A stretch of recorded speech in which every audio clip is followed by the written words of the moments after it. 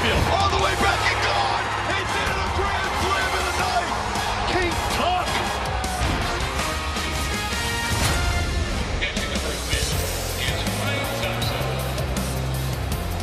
Final weekend of regular season baseball, and it is not without drama and excitement. We welcome everyone out to Phoenix, where the Houston Astros and the Arizona Diamondbacks could both punch their ticket to the postseason. You're taking a look at the playoff picture right now on the American League side.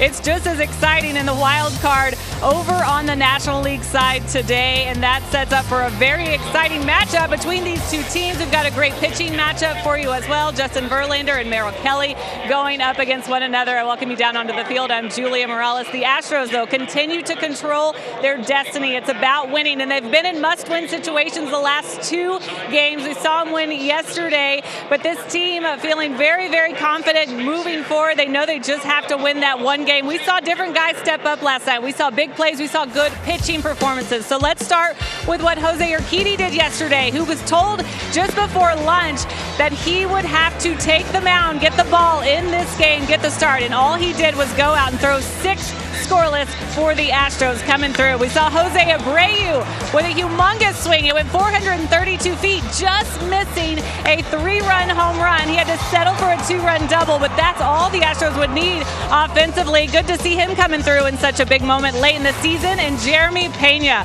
I should say Abreu was on the other end of this play because he deserves credit too, but watch this one again. An incredible diving stop in the 8th inning to save some runs in what we're calling, again, a must-win game for these Houston Astros. Fun to see some of these guys step up. Fun to see them loose and excited for another chance here to grab a win. Like we said earlier, the magic number for these Houston Astros, 1. They just need 1 to get in. So I'm going to bring in the boys in the booth calling the game tonight. Todd Callis, Jeff Blum. A lot going on. I know not everyone loves math, but for everyone, like every one person that doesn't love math, there is a Todd Callis who loves breaking down scenarios and numbers. TK, please take it away. All right, Julia, I do. I am a math geek, I will admit it. But the number's pretty easy, Blubber. Both these teams can win and get in. Yeah, well, that's the thing. You know the math. I like to simplify it. Just win. That's all you got to do is go out there and win, clinch that playoff spot, and then we worry about tomorrow. So win and they are in. They can still win the division. They have to win tonight and again tomorrow and get a Rangers loss one of the last 2 days. The Diamondbacks can get in with a loss by the Reds, which they're down early tonight, 8-0 in their game. Yeah, it's pretty amazing. And you talk to a lot of lifers in baseball that I've been talking to over the last couple of days. They're just in sheer amazement how this season has kind of played out. But at the same time, you can kind of feel that intensity in that Arizona Diamondback clubhouse. They want to win badly, but they know they're up against a tough opponent who needs the wins too. So Justin Verlander is their opponent tonight for the Diamondbacks. Yeah, and this is exactly why Justin Verlander is wearing that Astros uniform. They traded for him and got him back in that blue and orange because he needs to pitch in some of these high-leverage games. He did starting off this road trip last Monday against the Seattle Mariners, and all he did was go 8 strong, allowing 1 run on his way to that W. He would like to do the same thing here on Saturday, clinch that playoff berth, and all of a sudden we'd be tipping over some champagne again. Yeah, both teams could be tipping champagne tonight. It's the Astros, it's the Diamondbacks. It's Justin Verlander for the Astros. It's Merrill Kelly for the D-backs. Should be a good one. We're ready to go. Starting lineups and first pitch right around the corner. Burger. Stop by Whataburger and try the patty melt today. It's an all-time favorite for a reason. By Arctic. Elevate your game with Arctic Outdoors line of premium coolers, drinkware, and more. Arctic Outdoors. Overbuilt, not overpriced. And by Toyota. Visit your local Toyota dealer today. Toyota, let's go places. We are going to game number 161, the first pitch. Astros need 1. So do the Diamondbacks. 2 teams looking for a playoff berth. We come back. This 3-game series, Astros 3-1 so far on this 6-game road trip. Here's how they'll line things up for Dusty Baker tonight.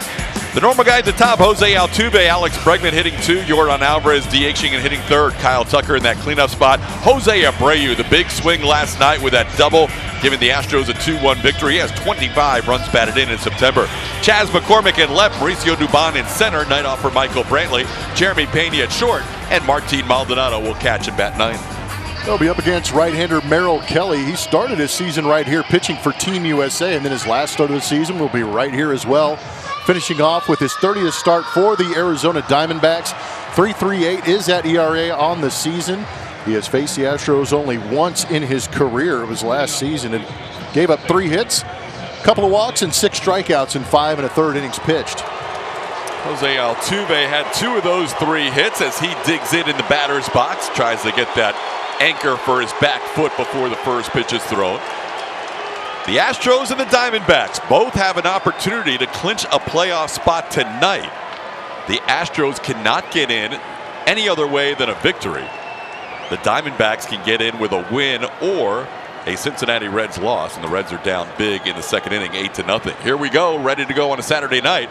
First pitch, Altuve swings and lines one to left, going back on it and making a great catch on a reach is Lourdes Gurriel Jr. Merritt Kelly raises his arm after the first pitch as Altuve lines out, and Gurriel Jr. robs Altuve. Gurriel's done a good job out there in left field. He was playing pretty deep as it was. Altuve put a charge in it. Our Mattress Firm Supermo is going to show you Gurriel making a good angle of this in the last-ditch effort, leaping up and catching that line drive off the bat of Altuve to get things going. According to the defensive run saves metric, he is the second best left fielder behind Steven Kwan with a 12 DRS total this year. And number 1 in the National League, Kwan playing for the Guardians. 55% catch probability on that play for Lourdes Gurriel. How about that? Alex Bregman fouls one back to the screen. And the count's 1-1 on Breggy. See what Alex has done his last 3 games. He's also drawn a lot of walks during that span.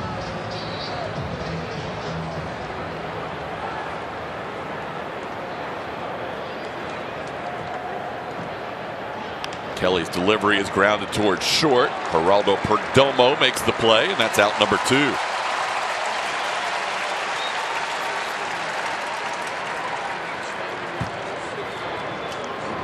StatCast 3D, powered by Google Cloud, is going to show you a couple of very good pitches to right-handed hitters and one very good pitch to a left-handed hitter. He'll throw that changeup to lefties 31% of the time, hitting 174 against it. On the right-hand side, gives you a good visual of how he tries to split that plate with the cutter and the changeup. He will throw that changeup right on right.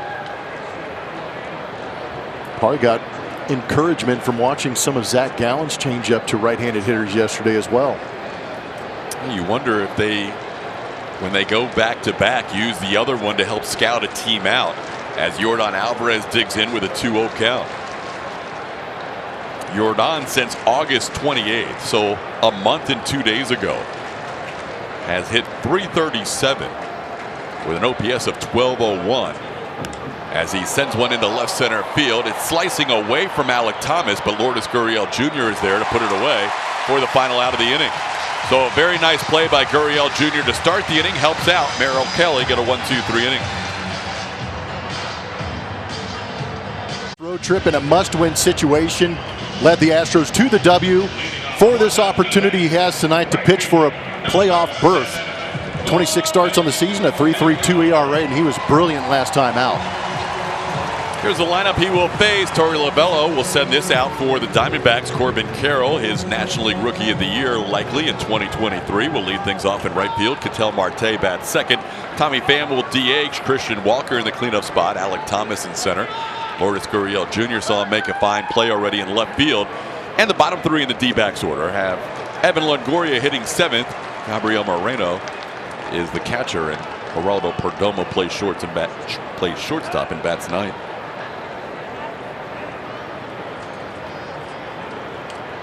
Carroll having a great year for the Diamondbacks. One of the reasons they are where they are, just 1 game away from clinching a postseason berth. He has burst onto the scene and been the best rookie in the National League. Counting .287, playing in his 155th game. Has scored a team-leading 116 runs.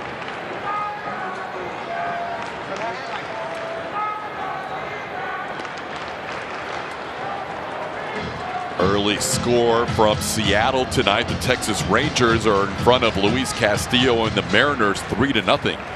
That game is in the third inning. A Rangers win would give them a postseason berth, but not eliminate the Astros from a chance to win the division. This ball into center field, line towards Dubon. Almost didn't take a good route on that and had to make a jumping adjustment at the last second to make that catch for out number one. There's going to be a little extra life on some of these fly balls. The roof will be closed, so there's no wind impacting it. And again, ball travels pretty well out here in the desert. Dubon doing a good job of leaping up there to make sure he makes that grab. So now the batter Ketel Marte.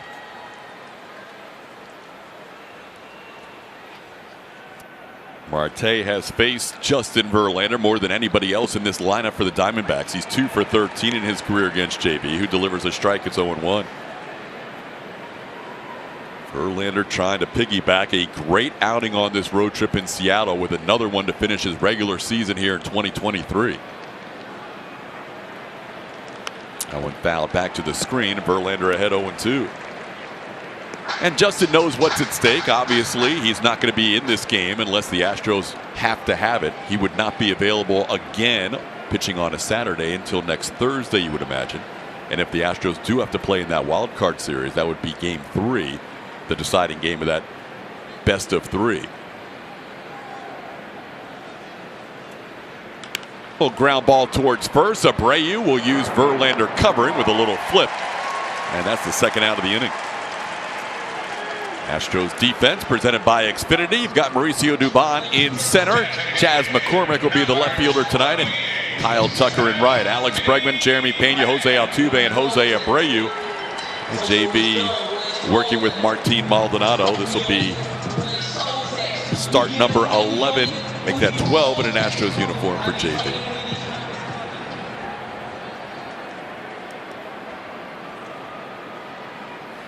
I had it right the first time. Start number 11 for the Astros and 27 overall. Here's Tommy Pham. Pham has good numbers against JV. They haven't matched up since 2019 when Pham was a member of the Tampa Bay Rays and Verlander was winning a Cy Young Award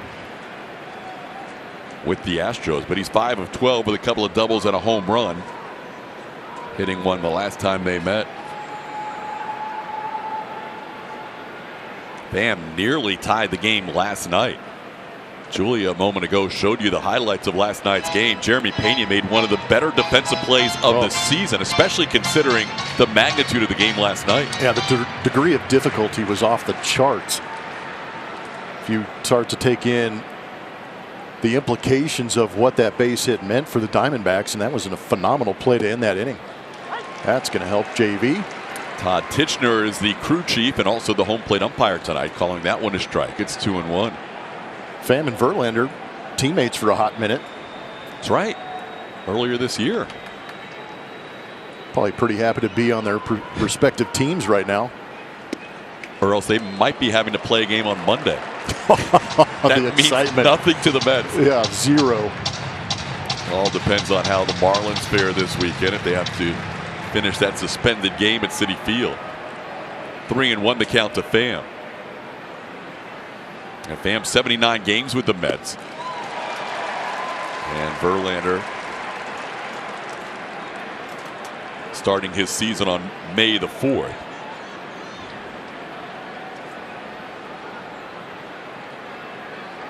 Made 16 starts in a New York uniform before being moved to the Astros here at the deadline. 3-2 pitch, grounded slowly fouled, stays 3-2. Luis Castillo is given up 4 runs, and he is going to possibly be taken out of the game as the Rangers lead 4-0 in the third. Castillo is already up to 86 pitches in the third inning. Really? Yeah. Wow. So a tough start for the Seattle Mariners. Castillo will be lifted in that game. Rangers leading 4-0 in the third.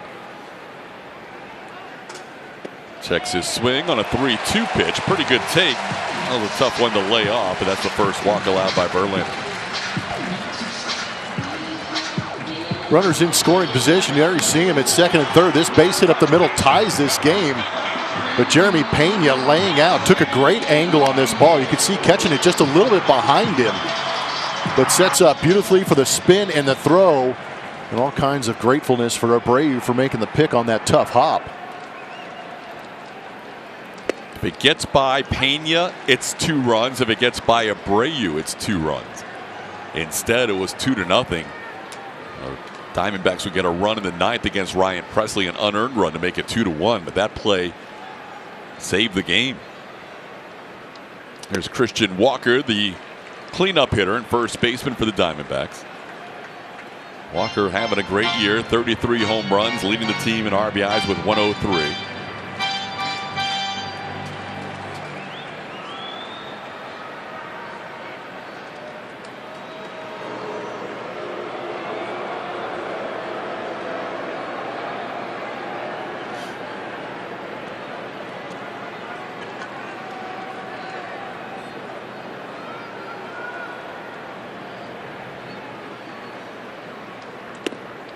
Pitch a little wide. It's 2-1.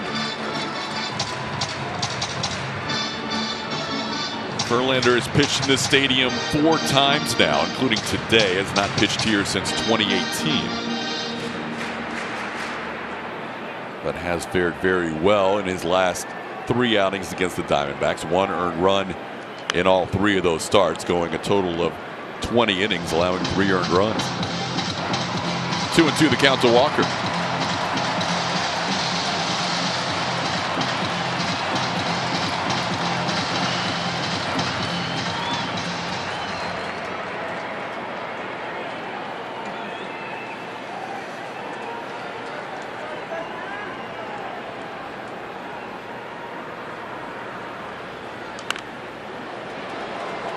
One of the crazier finishes to a baseball season you will ever see, where we sit here tonight knowing that in less than 24 hours the Astros could either be division winners, a wild card team in the playoffs, or out of the playoffs entirely. And the same goes for Seattle, and the same goes for Texas. It's crazy. It is crazy. Swing and a miss. Verlander's going to try and make sure that they try and get to a division title as he has a shutout bottom half of the first inning. We're scoreless. Throw pull. You know what to do. You know where to vote. Which Astros hitter is this year's ultimate road warrior? Jose Altuve with his .359 road average. And there's Jordan slugging almost 700 on the road. And then Kyle Tucker driving in 63 runs in ballparks not named Minute Maid Park. Let us know what you think. We'll have results later. TK. All right, Julia, we go to the second inning scoreless. Kyle Tucker will lead things off, facing Merrill Kelly, who had a 1-2-3 first inning. Only needed 7 pitches to get through that first. And the first one to Tucker is wide for a ball, 1-0.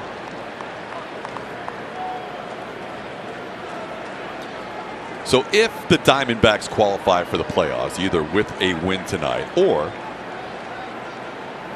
more comfortably for Astros fans, if St. Louis defeats Cincinnati and they get in from the Reds losing, the Diamondbacks will celebrate tonight because they are going to go in as a wild card team. They have nothing else to look forward to. That's how they get in the playoffs. They have no shot at the division. The Astros, on the other hand, with a 2-0 swing from Tucker, if they win tonight and clinch a playoff spot, we might see something subdued, but you're not going to see full-on celebration because if the Astros win, they can still win a division tomorrow.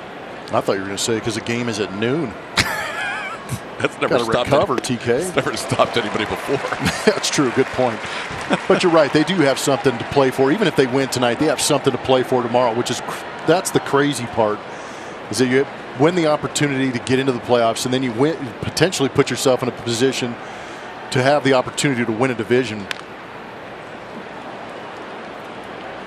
But yeah, the Diamondbacks will be happy celebrating going into a wild card berth, considering that the Dodgers clinched in July. And they've got a decent amount of July. What felt like July. Right after the break. Yeah. The Diamondbacks have a decent amount of young players. They haven't been to the postseason in a little while. It's been since 17. So I've got to think they're going to have a pretty good celebration tonight. I would imagine they would too.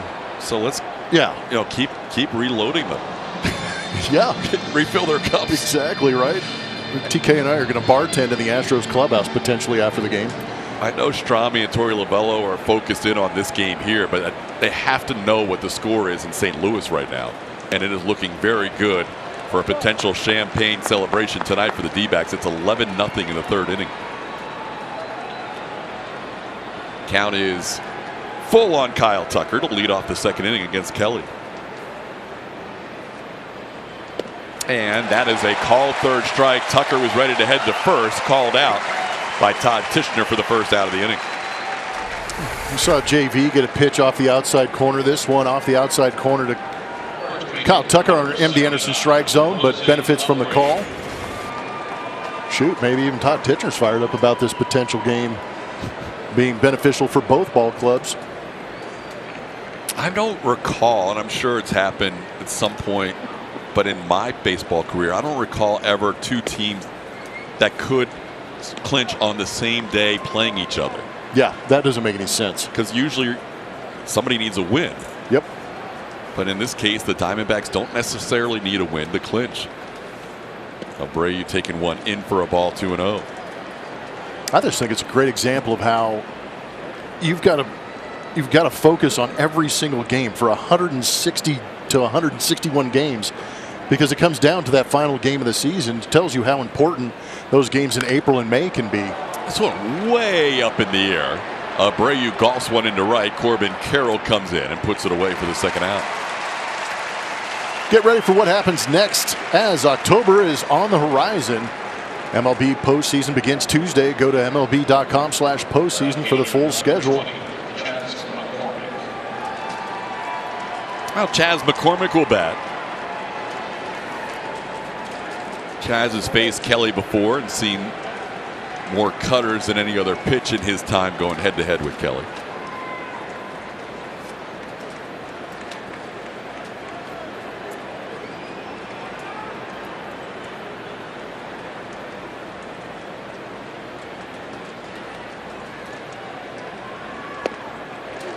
First pitch swinging. 0-1 on the cutter. There you go. Chas knows the scouting report. Knows that that's the prevalent pitch. There you go. The pitch breakdown for Kelly versus Chas. Skies one. Both he and Abreu got the ball way up in the air, almost hitting the roof in both occasions. And Perdomo is underneath it and puts it away. Merrill Kelly very good through 2 innings. He has faced 6 batters and retired 6 batters. And his pitch count is in fine order.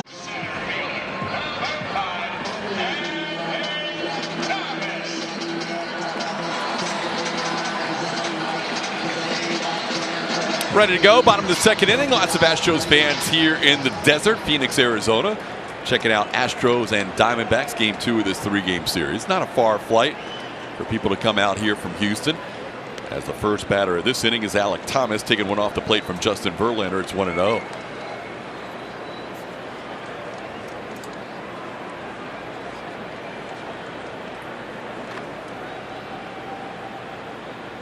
Next one is a breaking ball dropping in there for a strike. It's 1-1.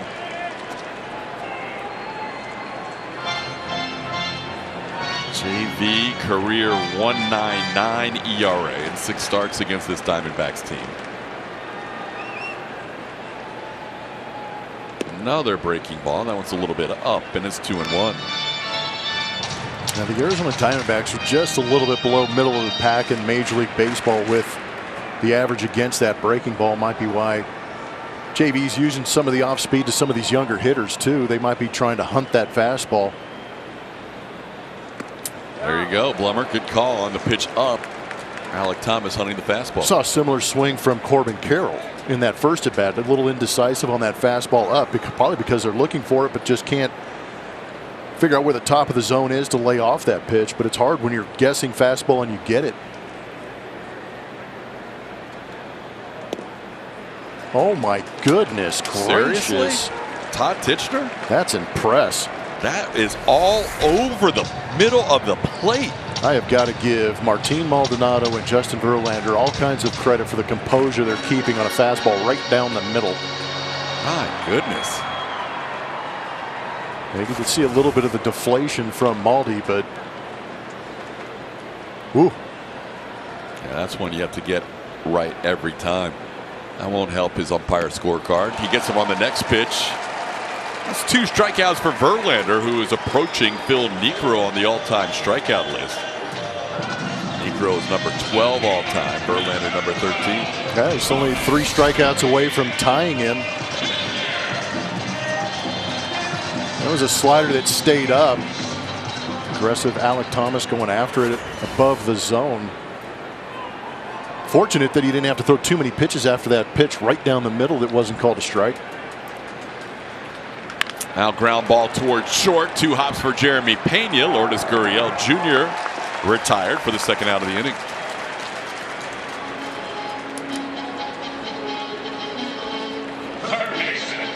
So 2 guys who have faced each other a whole bunch now, with Evan Longoria digging into the plate. Longoria has 36 career at-bats against JV. He's 9 for 36 against Verlander. Longoria playing almost 2,000 games in his career. He's at 1985 now with this one. As he takes a fastball, doesn't catch the top of the zone, 1-0.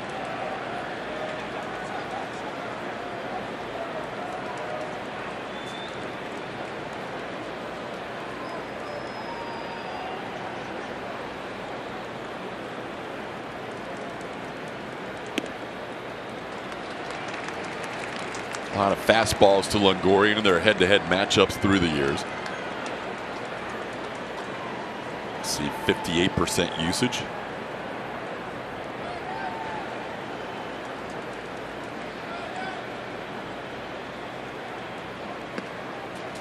And that's up 3-0.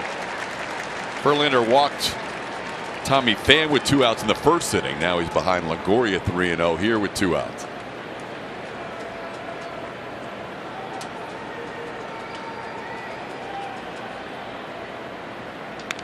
3-0 swing, and it's fouled straight back. Longoria 223 on the year with 11 home runs, 28 RBIs. Looking for a postseason appearance 15 years after he broke in to the big leagues and made the postseason in his first year and got to the World Series with Tampa Bay in 08. 3-2. First pitch of this at bat was in a similar spot, not called a strike. I think that's why Longoria actually took this pitch and was assuming he'd be on first base.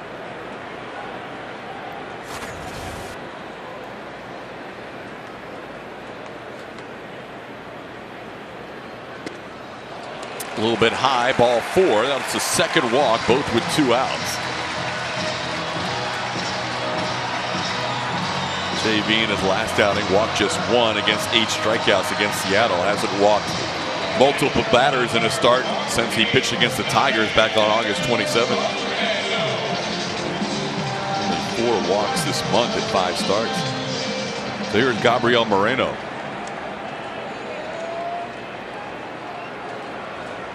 Moreno nearly tied the game last night in the 9th inning. Hit one to deep left center field that would have been out in 28 of 30 stadiums in Major League Baseball, but fortunately was not out here. Made the game 2-1 instead of 2-2. Takes one down for a ball, 1-0.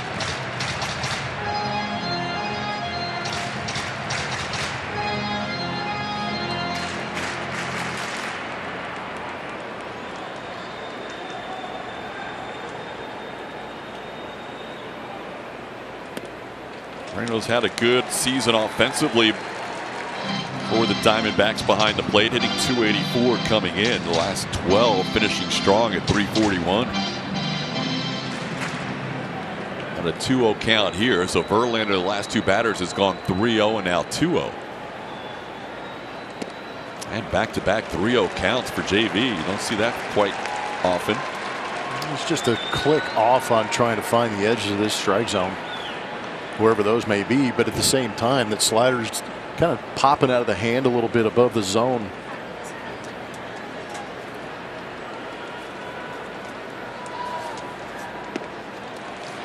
Oh boy, cut an edge.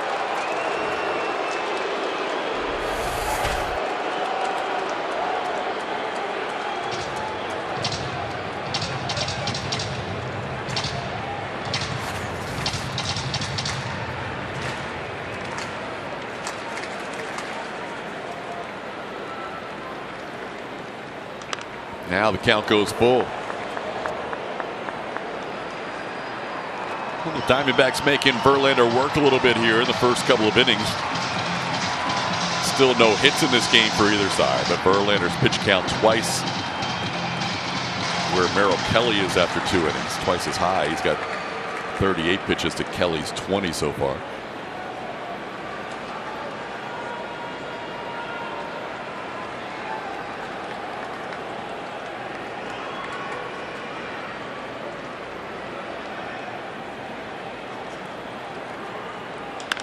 This ball with Longoria on the move, line found, a nice catch down there. Oh, strutted out. Yeah. Ball dude making a play. Ball rocketed down there at 95.5 miles an hour, and he goes into the power stance. Chest out.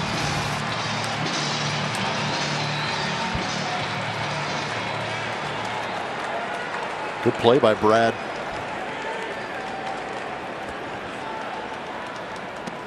That'll be walk number 3 allowed by Verlander as he has walked the 7 and 8 batters with 2 away. This is the first time in an Astros uniform this season Verlander has walked as many as 3 in a start, and he's done it in 2 innings. We saw Jose Urquidy do that last night. I was just going to mention that. It worked pretty good for the guy last night. Be effectively wild early on, keep the hitters on their toes guessing what sequencing you're going with or where the pitches are going to be. And all of a sudden you find yourself 6 innings in with no runs being scored against you. That's exactly what Jose Urquidy did. Urquidy walked 3 in the first 2 innings, didn't allow a hit, got through those 2 innings okay, and then didn't walk anybody the rest of the game. 6 innings of 2-hit shutout baseball for Jose.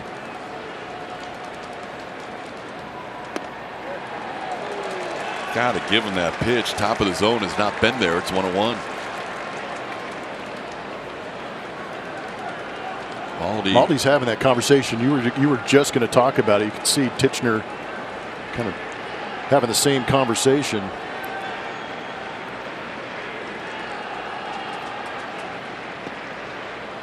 Okay. Goodness. Yeah, I don't know what to make of this.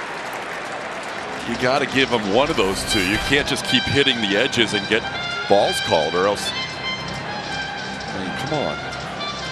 He's in a good position. Yeah, it's a tough call, but he's in good enough position to make that call. The one earlier on the fastball was just all over the middle of the plate. So it has been a hitter zone early, and Maldi's probably telling Justin, these are strikes. You're throwing pitches where you need to throw them. We need to eventually get those calls, but if you're missing pitches on the outside edge or below the zone, and they're it's that fine line. But when the baseball is catching a lot of the zone, those are the calls I think we assume get called.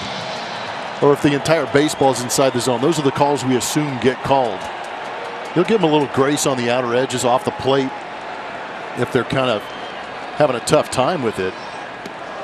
But that's where the frustration, even for a veteran like Justin Verlander, when he's not getting the calls that he wants or that he feels he deserves because he's made the good pitch, that's when a little bit of that frustration can set in, and you say, I've got to throw a better pitch, but how do I do that? So in this at bat, he threw the first 3 pitches on the plate and had a 2-1 count. Now it's 3-1. That last one not close. And this one skied way up in the air. Coming in is Kyle Tucker. Looks into the roof here in Arizona and puts it away for the final out of the inning. So 2 walks, 2 men left on base, and we're going to head to the 3rd with a scoreless game.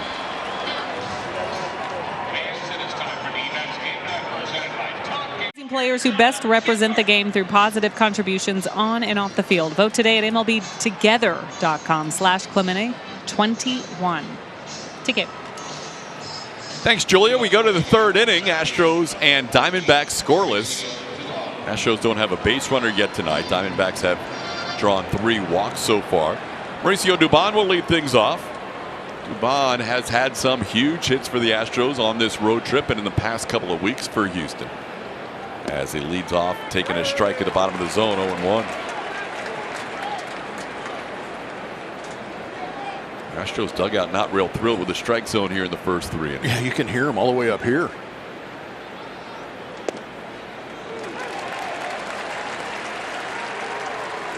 They just want the same calls on both sides, and you were showing me the grid in between innings, and we have seen some missed strikes on Justin Verlander so far. Yeah, there are 3 pitches that have been inside the strike zone, not called a strike. But of course, Mauricio doesn't phase him one bit, gets that base hit. Mauricio Dubon, first base runner of the day for the Astros, a base hit into right field. Yeah, he's proven to have some pretty good at-bats in this road trip here. Like I said, didn't get phased by a couple of pitches out of the zone or on the edge. Looked like he might have gotten that changeup coming back a little bit and just shot it the other way. That was a beautiful swing on plane. So now Dubon on first base for Jeremy Pena. Everybody in this lineup has faced Merrill Kelly for at least 2 at-bats, with the lone exception of Yordan Alvarez, who hadn't faced Kelly when he started against the Astros before. See what Jeremy's done on this road trip. He's done most of that damage hitting in that number 8 spot.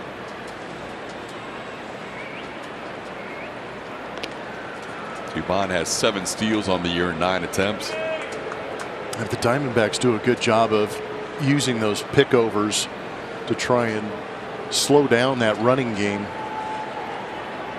Last year, Merrill Kelly was 3rd in pickoffs in the major leagues. I think I saw something yesterday. Gallen's leading the league, or 2nd in the league. Taijuan Walker 1, and Okay. Gallen 2, but he didn't pick off. He didn't pick over much yesterday. No, he really didn't. But yeah, I saw that same note that you did. Thought that was pretty interesting. And they have a catcher that will try and back pick you too. Yep, that worked out effectively yesterday. Gabriel Moreno, one of the better throwing catchers this year, caught stealing percentage at the top of the game. Dubon stays, and the pitch is up. It's 1-2. Even though Kelly went to high school here and then eventually at Arizona State, went to Desert Mountain High School here in Scottsdale, he was in his earlier years a Houston kid. Grew up cheering for the Astros. And you can see why he had the 3rd most pickoffs last year. Pretty quick move over to first. 2 in this at bat now, 2 disengagements. Omar Lopez reminding Mauricio Dubon about that here.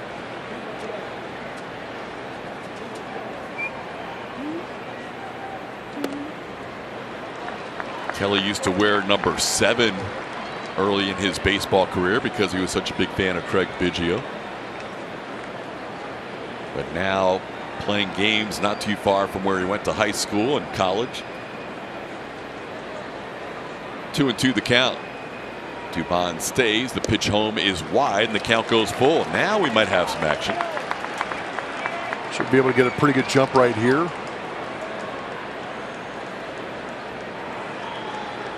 Move that defense around a little bit in case Jeremy puts it in play on the ground. That's a 3rd pickoff. Yeah, that's going to be a second balk. base, yeah. There we go. Kelly took a chance and it didn't pay off. I don't think we've seen that all year. That's a first, TK. The new pickoff rule. 3rd disengagement in the same at bat is a balk if you don't pick off the runner. And Dubon got back rather easily.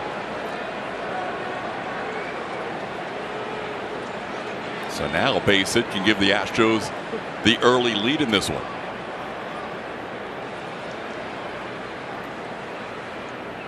That's down, ball 4. Astros have 2 on with nobody out in the 3rd inning. That'll draw a visit from the catcher, Gabriel Moreno. Here comes our buddy Brent Strom, the pitching coach. So they'll have a full-on meeting at the mound. Now word from Gallery Furniture. No, back, or slip at Gallery Furniture. Gallery Furniture delivers your furniture free today. Dubon on 2nd, Pena on 1st. I don't think this is a strategic decision about how to pitch Maldi, more so about how to defend what they're expecting to be a bunt here from Maldonado. Yeah, I agree. Strummy can go out there and relay plenty of information to the pitcher, but at the same time, you have the entire infield in there. It could be, hey, we know this guy leads the Astros in those bunts in these situations, even though it is that top of the 3rd inning, nobody out, 2 runners on. Maldi does have the opportunity to lay down that bunt and move 2 runners up for Jose Altuve. Astros have 14 successful sacrifices on the year. Maldi has 12 of them. He is around the bunt and takes the pitch up for a ball, 1-0. That is a skilled bunter. There's not many skilled bunters anymore, but skilled bunters don't bunt at pitches out of the zone. No, get your nose out there, see it, make sure it's a strike. Get it down early is another key. And if you have the opportunity, get it to third base and force Evan Longoria to come in from third and open it up for Mauricio. Pops it up. Playable for Moreno. That was not a skilled bunt. That'll be the first out of the inning. Yeah, you'll see pitchers pitch at the top of the zone to try and get that pop-up, and that's exactly what happened right there.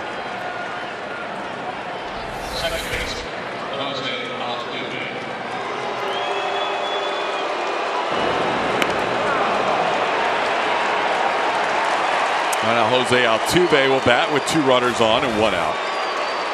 Altuve lined out on a nice play by Lourdes Gurriel Jr. his first time up.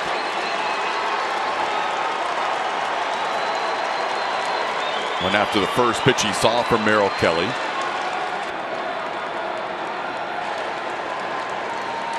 That one's wide, 1-0.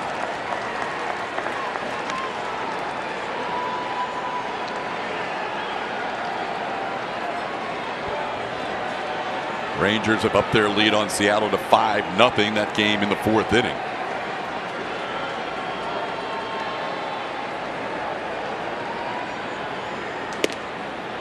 Oh my goodness. I can't.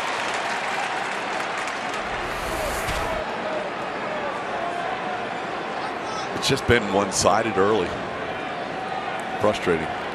It surprised Kelly, the pitcher. Altuve likes those pitches up anyhow. Now he's down to the count 1-2. It's kind of interesting to watch Kelly, though. The fastball 92, 93 miles an hour. He'll throw that changeup 88 to 91 miles an hour. So it's not much speed difference. Kind of similar to Zach Greinke. That changeup is kind of similar in speed, but it's just how they change the grip, changes the shape of the pitch.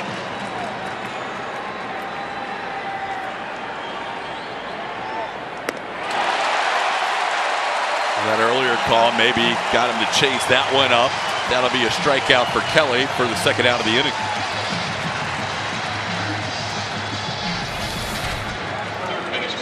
You're right. Sometimes as a hitter, you have a pitch called for a strike that you're not anticipating, but Altuve stretching that zone a little bit. Alex would love to come through with a big 2-out RBI here. He hasn't had an RBI in his last 6 games, sitting on 96 on the season.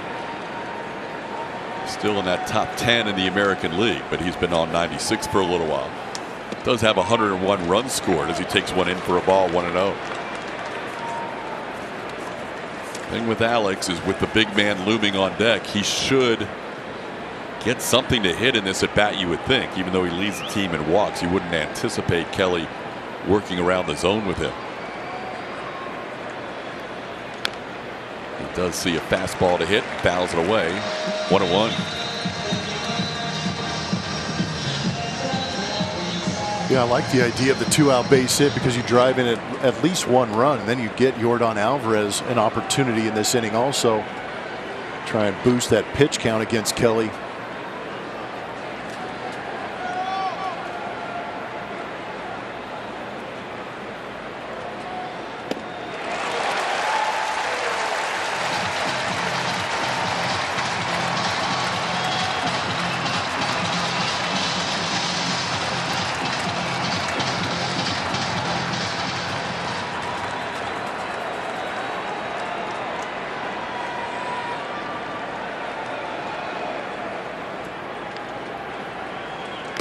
Foul tip caught by the catcher, Gabriel Moreno. The Astros first and second, nobody out.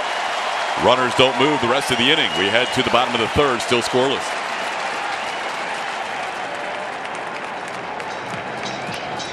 Acquired by the Astros in 2017, so he's been with the Astros in September, and then the beginning of October. Regular season starts. In those starts, end of the year, there's no one better than Verlander since 2017. As you see, he is the only guy to have a sub-2 ERA in that stretch. down the stretch. Dusty asked today, what if I told you at the beginning of the year that it would be game 161, Justin Verlander's on the mound for you with a chance to clinch? And Dusty said, wait, I thought he was with the Mets? JV becoming an Astro at just the right time, TK. Yeah, kind of, excuse me, flashbacks to 2017 when he had a chance to clinch that final game that the Astros needed at home. It wasn't the final game of the year, but the final game to get them to a magic number of 0 and wrap things up in the 17 season after he came over from the Tigers initially. They're trying to get the Astros into the postseason here.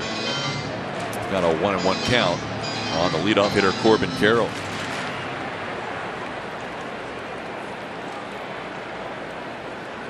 Carroll lined out to the center fielder Mauricio Dubon his first time up. This one popped up on the infield. Alex Bregman backs up. Jeremy Pena just there in case, and Bregman puts it away for the first out of the inning.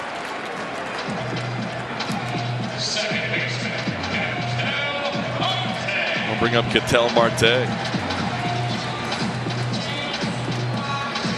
Marte, a switch hitter, playing his 150th game. Pretty even splits lefty-righty, maybe slightly better average-wise as a right-hand hitter.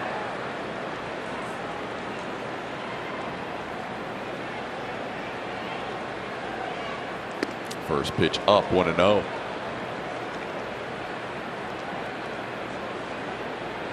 Astros and Diamondbacks tomorrow will play noon Mountain Time.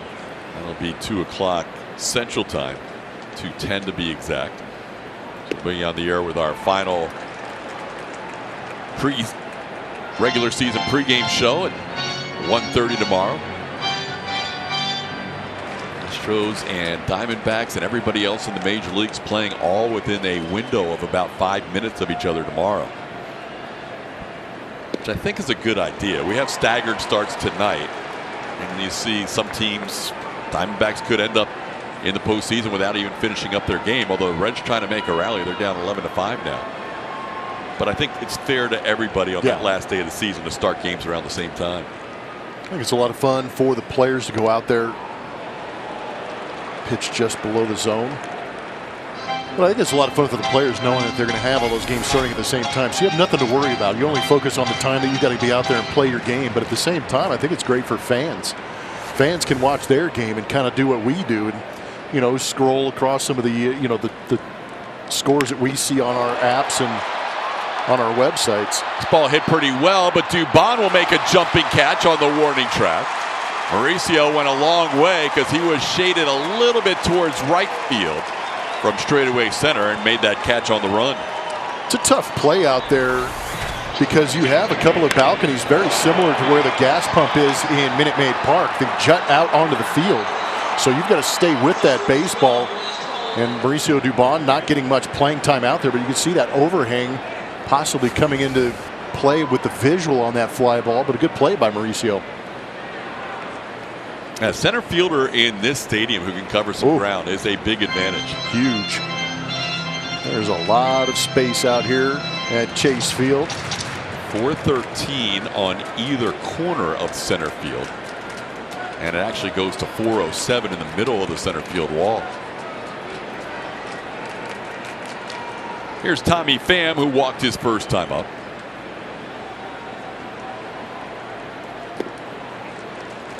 JB starting him 2-0 here, this AB.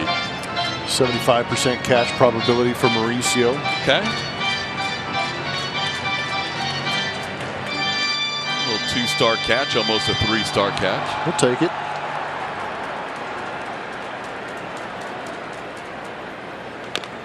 That one's tapped foul. It'll be 2-1.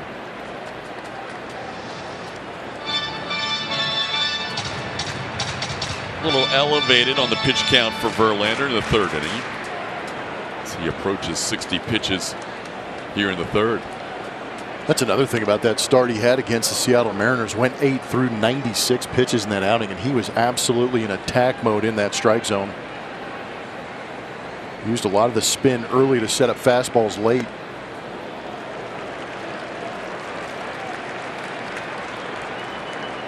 See that big sigh from JB after that breaking ball stayed inside the whole time. Still kind of searching for that pitch a little bit. He's just looking for consistency on that spin to be able to anticipate where it's going to be and how he can use it. That one grounded off the glove of Verlander. Altuve a long way to go, and his throw is not in time. That was unfortunate because I think Verlander, had he not touched it, it would have been a ground out. I agree.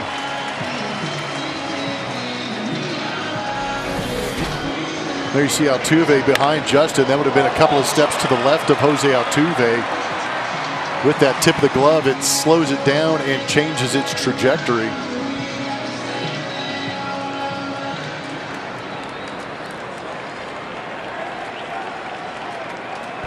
I'll bring up Christian Walker. So Tommy Pham with the first hit for the Diamondbacks today. Got to think, as much as Justin Verlander has pitched in his career, second all-time behind Zach Greinke, a active pitcher since starts, that is still something that's hard to train yourself not to do. Go after a ground ball right back at you, just off a little bit to your left. But it's extremely tough. You've got to just let it go, right? Well, the hope is you reach and you're able to stop by the time you get that arm out there. But like you said, the speed of it and the location of it just gives you the idea that you can reach out and grab it. Sometimes it's just not that simple. So now Verlander over 60 pitches in his first 3 innings tonight. Walker struck out swinging on a curveball his first time up. Now he's down to the count 1-2.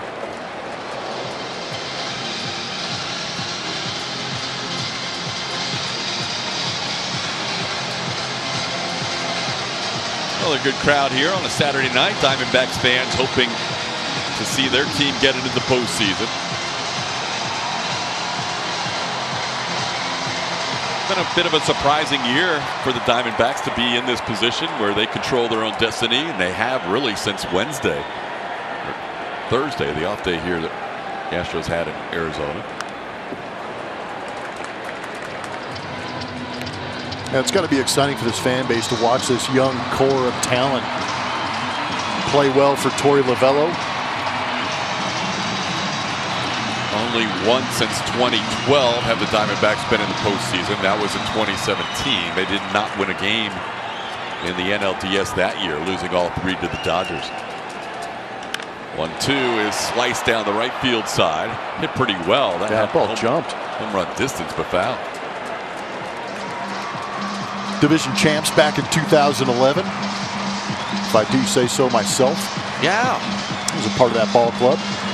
Nicely done. Yeah, we got Ryan Braun in the first division series. 3-2. Yep, Martin, I think, was on that team. Maldonado. There you go. So that was the previous time the Diamondbacks were in the playoffs, before 17 was in 11. Last time they won a series in the postseason, you have to go back to when they won the World Series in 01. How about that? They've lost in, actually they won a DS in 07. I stand corrected. Yeah, that was kind of interesting. That 2007 season saw 3 teams in that American League West play extremely well, and I think it was down to the Rockies and Diamondbacks in that championship series. In 07? Yeah. Yep. And the Rockies end up in the World Series and get swept by the Boston Red Sox. No, in 07 there was no DS. It was just CS. Really? Yeah. Oh, no, there was. Hold on. Please hold.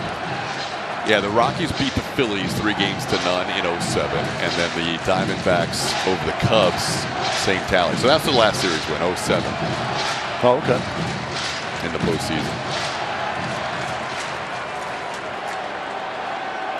And speaking of late season games trying to figure that out, I played in game 163. That's right. Against the Rockies in 2007.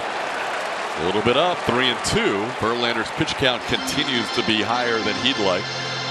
He's averaging more than 22 pitches per inning here, after averaging 12 pitches per inning in his last start.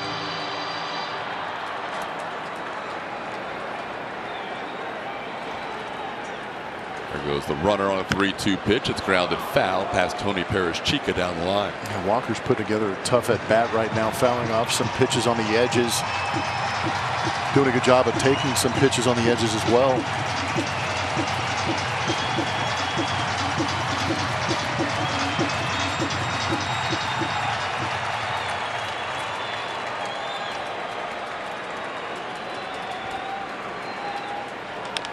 Ground ball, one big hop for Alex Bregman.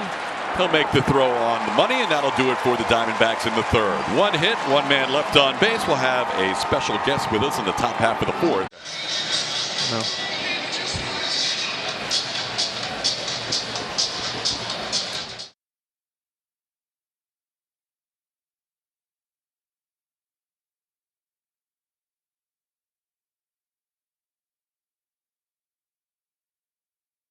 Field on a Saturday night, final weekend of the 2023 regular season for the Major Leagues. We are joined by Senior Vice President, General Counsel of the Houston Astros, Giles Kibbe. Giles, thanks for joining us Sunday. How you doing? Appreciate you having me. Big Good to see you, announcement. Giles. Big announcement on Friday yesterday. Tell us what happened. Yeah, Home City or Space City Home Network.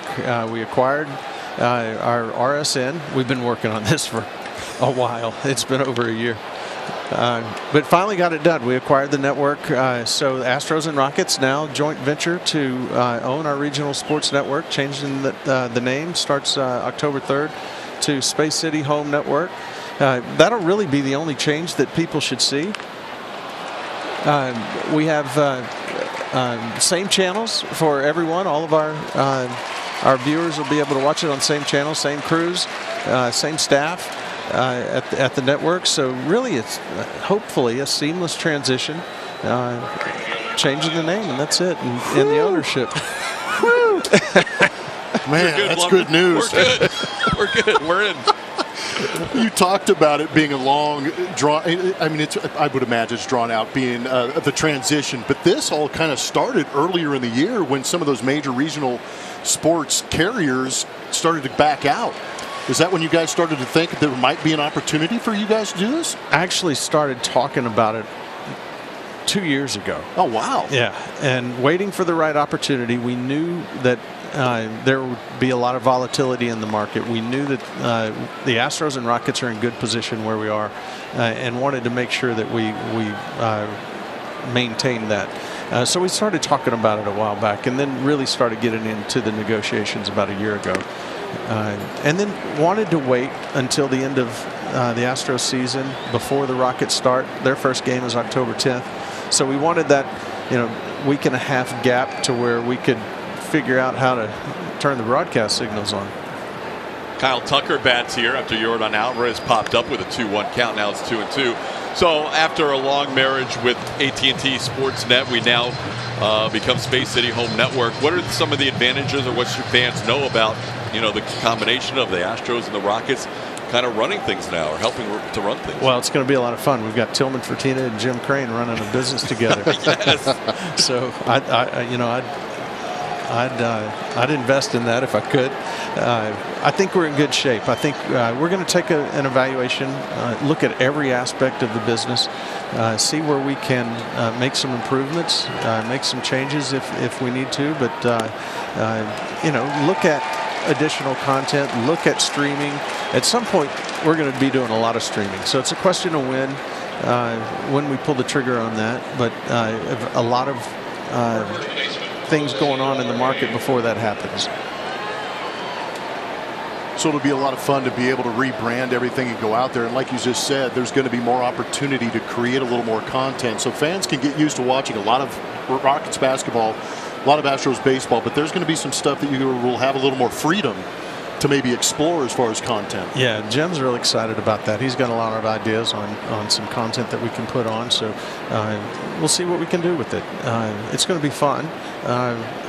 Certainly want to continue doing the great job that they've been doing. Tucker looking for his 30th steal. He has it. Kyle Tucker has half of the 30-30 now with a head-first slide, getting into scoring position against a very good throwing catcher. Gabriel Martinez leading the league in caught steal percentage before this steal by Tuck. Yeah, he got a great jump, and I think we knew that in the last two games he was going to make an attempt to get to that 30 stolen base plateau, and at the same time still looking for that 30th home run. But you're right, TK, gutsy running on Moreno, but getting himself in scoring position for Jose Abreu. Abreu with the big swing last night, giving the Astros both of their runs with that 2 RBI double off the top of the center field wall. Giles Kibbe, Senior Vice President, General Counsel, joining us. We're talking about the new network here, Space City Home Network, and obviously a nice little touch with Space City with the NASA with all the history of the Astros and the astronauts, it seems like, oh, this ball scalded deep to center field, almost like yesterday. This went off the middle of the wall. Tucker is going to score. Astros on the board first. Jose Abreu has driven in all the runs for the Astros in this series. It's 1-0. Speaking of Space City, that was a rocket to center field. So far in this series, Jose Abreu's accounted for all 3 runs. Breaking the seal right here with our matches from Supermo. He got himself a changeup. And I would imagine that Brent Strom is maybe a little frustrated with some of these off-speed pitches down out over the plate to Jose Abreu, because he smashed a couple in this series. Sorry to interrupt. No, so anyhow, the Space City name. Space City. So Astros and Rockets marketing teams got together and this ball's drilled pretty well to right, but it's playable. Sorry, Giles. They got together and started working on figuring out the new name. Clearly wanted to focus on the connection between Rockets and Astros in the city of Houston. Then the lawyers got involved and threw the name home in the middle of it. But there's a little history with the home part of it, right? Because way back there was the Home Sports Network or Entertainment. Correct. HSE. Yeah. So that worked out okay. And then there were some trademark issues. So you love that part of it, don't you? No, I was the lawyer, but I was telling them, don't worry about it. Let's see what works. It's outstanding. Mauricio Dubon bats with a runner on third base and 2 outs. So, anything else, or can we talk a little baseball? Is there anything else about the new network that fans need to know? No, same channel. Okay. You're going to watch it on the same channels. Mm-hmm. We're going to change the call letters. Yep. And you'll see the same faces. And streaming will be a big part of what you do moving forward. We're going to get to streaming at some point. It's a question of when. Gotcha. So what about this weekend? How crazy is this weekend with everything in play right in front of us? So much fun. Watching the scoreboard here with the Rangers. Right. Wouldn't mind seeing the Rangers win tonight and then lose tomorrow night. Or work. Yeah. Yeah. Have you been able to watch much of the baseball down the stretch while you're trying to close out this deal? It's been a crazy week. We kept moving the release date yesterday. We were trying to get it out at 1. It got out at about 5:45. So it's been fun though. Charles, who does so much for the Astros. 1-2 count to Mauricio Dubon as a called third strike. Thank you for all the updates. Yeah, thank you guys. Appreciate all the hard work. Thank you. Thanks for keeping us on board. We appreciate it. Hey, and good timing. You got the first Put run. a run on the board. There you go. 1-0 as we hit the bottom of the 4th.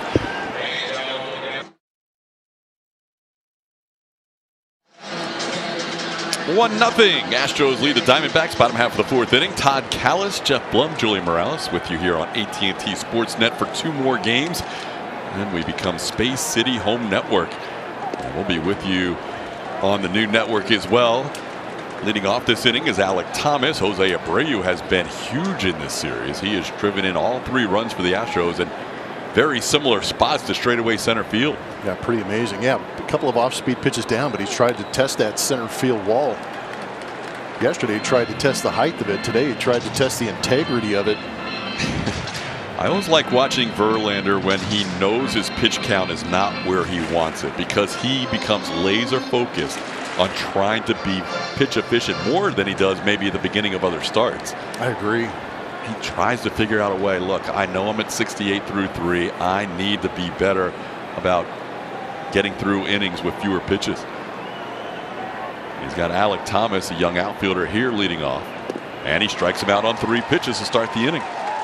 You know what else about Justin, too, is he understands that these games are going to be tight. So if he has an opportunity to go out there, be aggressive, and get in the zone and get some quick outs. But it's also about that shutdown inning, too. That's something that we've had issues with the Astros here recently, but he found that grip on that slider and was able to pull that down and in and get that swing over the top. Now he'll face Lourdes Gurriel Jr., who grounded out to Jeremy Pena his first time up. We've been keeping an eye on that Texas-Seattle game. The Mariners had a threat in the bottom half of the 5th inning with the bases loaded but couldn't score. So that game remains Texas 5 and Seattle nothing as they head to the 6th inning. A Texas win clinches a postseason berth for the Rangers, but it does not clinch the division for Texas. The Astros can still win the division If they win today and tomorrow, and the Rangers lose one game along the way, either today or tomorrow. There's a called strike. A Seattle loss combined with an Astros win, though, would eliminate the Mariners from the postseason. So a lot at stake in that game at T-Mobile Park in Seattle tonight. The Mariners winning the first 2 games of that series. That's a line drive into right field for a base hit over the head of Jose Abreu. Lourdes Gurriel Jr. with a single into right. Diamondbacks have had a base runner on every inning. The Astros Foundation's Diamond Dreams Gala, presented by Chevron, returns on November 11th, featuring Grammy Award-winning singer-songwriter Seal. All proceeds directly benefit the Astros Foundation and New Hope Housing. For more information, visit astros.com/gala. Evan Longoria walked his first time up. One of 3 walks allowed by Verlander in the first 2 innings. That hit by Gurriel, now the second hit for the D-backs.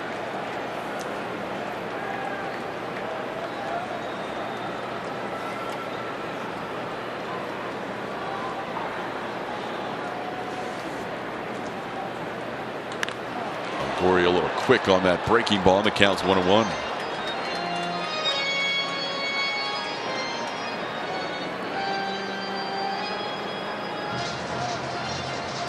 Evan continues to play a lot of third base late in his career. 1,826 of his 1,984 career games have been at third.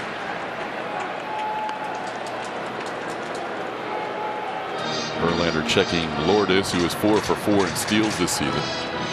Lourdes had a nice year coming over to the Diamondbacks. He's been a nice fit. 34 doubles, 24 home runs. Longoria bounces a foul. It's 1-2. Both Gurriel brothers on the move this offseason. Of course, his older brother Yuli going from the Astros to the Miami Marlins, trying to get into the postseason with Miami this year. They're leading their game 6-2 tonight in Pittsburgh. And Lourdes coming over from Toronto to Arizona this past offseason. That ball hit pretty well into right center field. Back goes Dubon. He'll have room. It'll put it away. Dubon makes the catch, running over to right center field for the second out.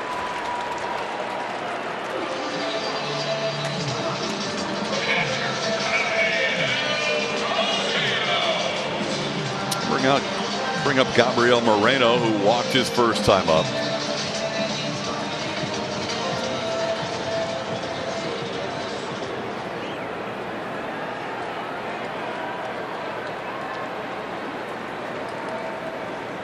Runner on the go. The pitch is down. The throw is a good one. Safe is the call. That throw looked pretty good.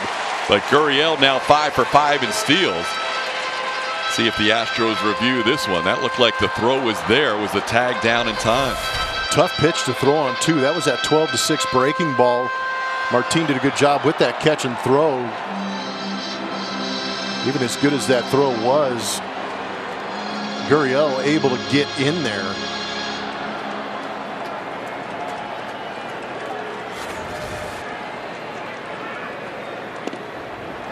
There's the spin for the strike.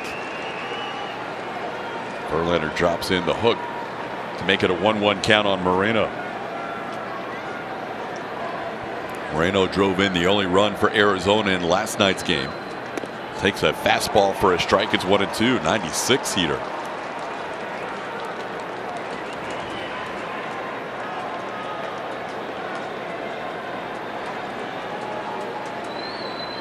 Like it when he reaches back.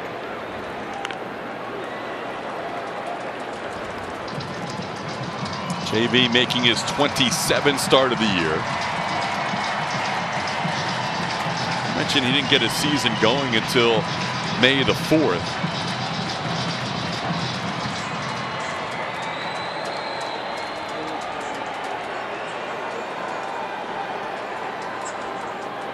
Ground ball towards Pena. Jeremy will make the play.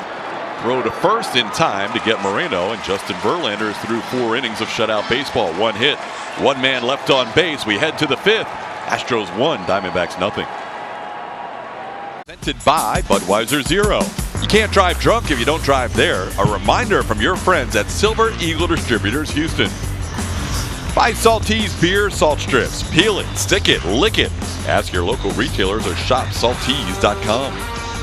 And by Daspit Law Firm, helping injured Texans. On we go to the 5th inning. Astros lead 1-0 thanks to a Jose Abreu RBI double. It'll be Jeremy Pena, Martin Maldonado, and Jose Altuve here in the 5th. Astros and Diamondbacks playing a low-scoring game last night, 2-1. And we have just 1 run scored so far through 4 innings today.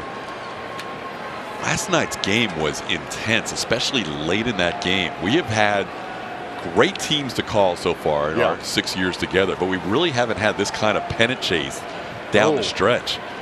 Oh, it's been casual division titles. This year, way different. I mean, the 2 wins in Seattle, then last night's win, they were all huge W's, and the Astros needing every one of them to put themselves in a position to clinch tonight. Yeah, that ball that Moreno hit to that left center field gap, you know, that was the feeling or the sensations that I've had in the division championship and World Series type games. But I haven't had a headset on until he hit that one, and I kind of went dark. I just kind of shut it down and let you have some fun while I was watching in anticipation of what that ball was going to do. Yeah, off the bat, that looked like it was going to go. Yeah. And it looked like it could have been a devastating 2-out, 2-strike, 2-run home run to tie it. But instead, Moreno hit the left center field wall, one of only 2 stadiums that stays in play. 1-2 to Jeremy, as he sends one high in the air to right field. Playable for Corbin Carroll. Doesn't have to move too far. And that's the first out of the inning.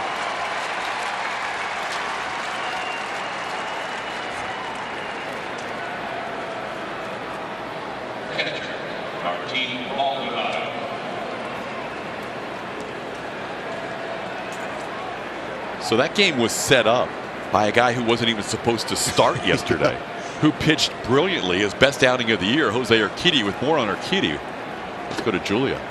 Yeah, he found out just before lunch, and he did tell us this is something I've been waiting for. I've been waiting for another opportunity to get into a starting role for this team. It's obviously where he wants to go, but this is a guy that'll do anything for the team. However, mentally, he was staying ready, which helped him yesterday. He said, got to Maldi as fast as he could. Maldi helping him out with game plan that he had already prepared. So he came in feeling really confident about what they were able to do. Early on, remember, he had some struggles early with the zone, trying to do maybe too much, and then him and Maldi having some good conversations and settling in. He looked great. It was a big outing for the Astros. You might not know the answer to this, but why is he banished to the bullpen today? Those are his boys. That wouldn't surprise me. He just wanted to go hang out with everybody. I mean, he's normally he has been there most of the season lately, but he's also part of the Fromber crew too, right? When he's a starter. He's not available. What is he doing? But he did get a delivery, it seems like, even to the bullpen. They're so great. JP France, is he out there? He should be, right? He should be. Dusty did address that and saying that he would be available either today or tomorrow if needed out of the bullpen. All right, we will see if JP is out there if necessary. Here's Jose Altuve. Altuve grounds one towards third. They will go to second for 1, and they'll be able to turn a double play on Altuve to end the inning. That'll do it for the Astros in the 5th. We are halfway home in a close game. It's 1-0. There's JP.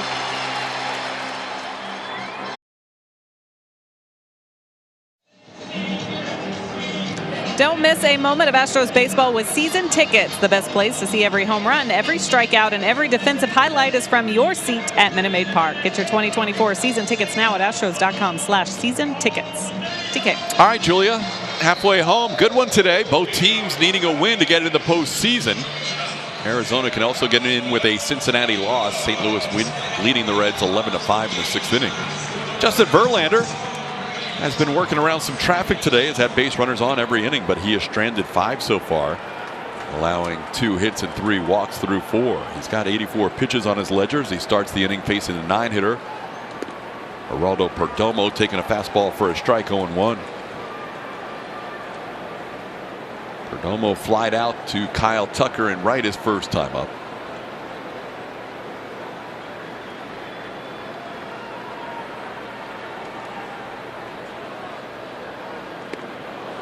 Fastball up and in. It's 1-1.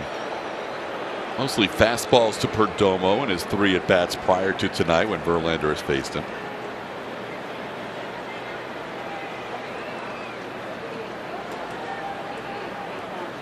JV's been heavy on the fastball today, about 50% of the time. Then he's used that slider and curveball to back it up. There's another curveball. I feel like the curve's gotten more consistent a little bit as the game's gone. He's gotten a better feel for it in the last couple of innings. You're right. Astros realize that it's not been typical JV in terms of pitch efficiency, coming in with 84 pitches through 4. So they're going to have the bullpen going here in the 5th inning, which is unusual when Verlander's out there. Swing and a miss. He tried to hold up. Perdomo couldn't. That'll be strikeout number 4 for Justin Verlander. And there is one away here in the 5th. Well, back with the slider. It's a good pitch right there. A little more velocity. You could see it kind of hanging on that inner third before it broke down out of the zone.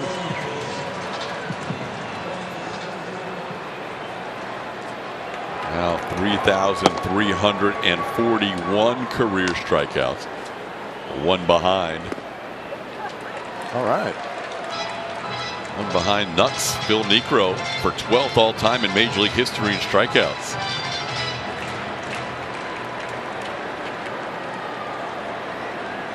JV has struck out at least 5 in each of his last 4 starts. Has 4 tonight. Pitch up. 1-1.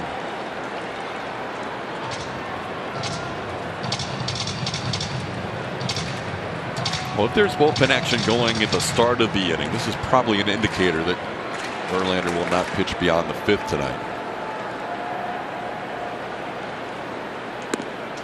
Missing up, 2-1.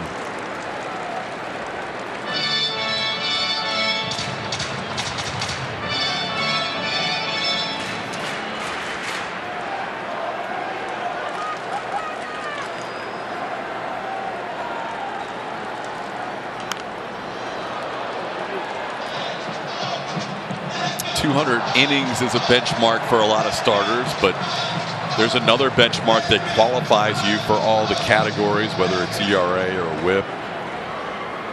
That's 162 innings. You have to have the same number of innings as games played for your team. Verlander right now is at 161 2/3. Needs 1 more out to qualify, and there it is. He ties Phil Niekro for 12th on the all-time strikeout list with a breaking ball and a call 3rd on Corbin Carroll. Congrats to JV for now being in the top 12. Was able to rip that curveball and get it to catch the top part of the zone. Todd Titcher raising that right hand and getting that punch out. Congratulations to Justin Verlander. So credit JV. I mean, here's a guy that didn't start, we mentioned, till May the 4th. Had that injury at the beginning of the season, a right teres major strain that kept him on the shelf at the beginning of the year. He's going to get 5 shutout innings today. I think that's his last inning, and if so, that's an impressive final start. Justin Verlander will walk off the mound with a 1-0 lead after 5, and he's tied for 12th all-time in strikeouts now. This series back in 2020, this is the Shiner Spotlight, falling on the Wild Card Series in 2020. Played the Twins. They got into the postseason. Then we started to see some really great pitching and some big defensive plays. They won that first game 4-1. And then in the second game, so another big defensive play. See Cal Tucker here in left field getting the throw in. They win that one 3-1. 7-1 they outscored them. Moved on to the ALDS where they would face the A's. TK. And took care of business against the A's as Alex Bregman takes a called strike. That is a possible matchup if the Astros are going to be a wild card team. They are still hoping to win the division here in the AL West, but if they are a wild card team, it is likely they would match up with Minnesota in the first round of the wild card series.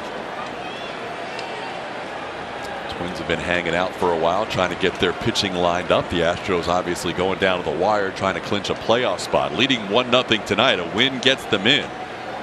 As Bregman taps one slowly towards 3rd, Longoria charges, makes the throw on the move, and that's 1 away here in the 6th inning. Merrill Kelly has been pretty good today. He did allow a walk and a double to Jose Abreu after Tucker walked, and that's been the only blemish on his record tonight. 5 1/3 innings, 3-hit, 1-run baseball. Kelly started his career at the big league level kind of late. He did not debut until he was 30 years old at the beginning of 2019. Yordan Alvarez takes a pitch that could have been a strike, and Merrill Kelly, seeing what Justin Verlander dealt with early in the game. Now the script has flipped a little bit. Kind of an interesting path for Kelly to the big leagues. He was originally in the Rays minor league system, played 5 seasons of minor league ball, and decided to go to the KBO. Played in the Korean Baseball League for the SK Wyverns. Trey Hillman, who used to be a bench coach for the Astros, was the manager out there. While he was out there, all of a sudden he found some velocity and improved every year, and came back to the big leagues, and now he's become one of the more reliable Diamondback starters. Didn't debut until age 30 in 2019. That ball's roped into center field. That'll be a base hit for Yordan Alvarez. Thomas has to hustle over to make sure that ball doesn't get by him. And Yordan Alvarez will be a 1-out base runner. Well, good job by Kelly to keep that changeup down. Didn't allow Yordan to be able to elevate that. That's what we've seen in the past against that changeup. That was a pretty nasty pitch down and away. Yordan gets on those legs, and of course hits a laser. 105.2 off the bat. Yordan still has a shot at finishing with 1,000 OPS. Came in at 996 to start the game. Here's Kyle Tucker. Tucker hooks one foul down the right field side off the netting. It's 0-1. He got that 30th bag last time he was out there on the base paths. He'd like to get another number 30 right here, and that would really help out the Astros' causes. And what's the date? It is the 30th. What number does he wear? Bring it. 30. Only we can get to a 3-0 count, it'll be perfect, but that's not going to happen in this AB. It's 1-1. Yeah, you know it's important to tuck. Oh, you can't, for so many reasons. You can't think home run. You just got to think about driving the ball, right? And it just he's just thinking, I need to get a pitch, and that's a mentality a lot too. Is I've got to get a pitch I can handle and I can hit hard. The other thing is to make sure that you're in position as a hitter to have those hands fire and put a good swing on it. Look out, up and in, 2-1 to Tuck. Tuck struck out, walked, scored the only run of the game after a stolen base in the 4th inning. Tucker now 30 of 35 in steals this year.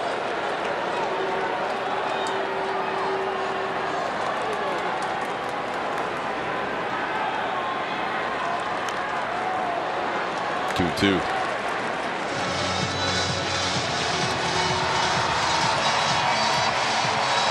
Diamondbacks have played some low-scoring games the past couple of days. They finished off that series with the White Sox losing 3-1 to Chicago. Then they dropped the opener to the Astros last night 2-1. And now today the Astros leading this game 1-0 as we play here in the 6th inning. Last night it was Jose Urquidy against Zach Gallen. Tonight Justin Verlander and Merrill Kelly. That one's off the plate, and now the count's full on Tucker with 1 out and a runner on.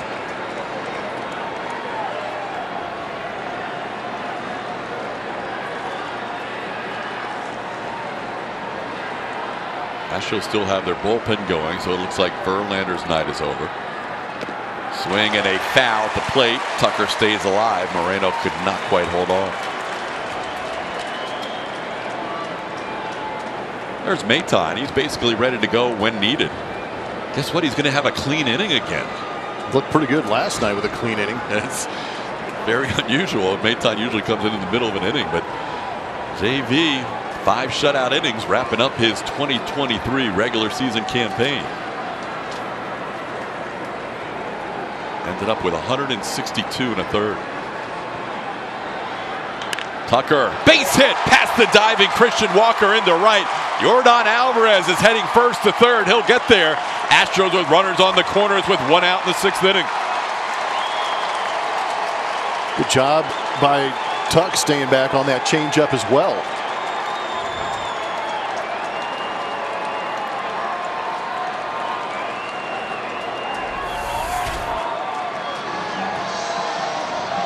See that pitch just fading to that outside corner.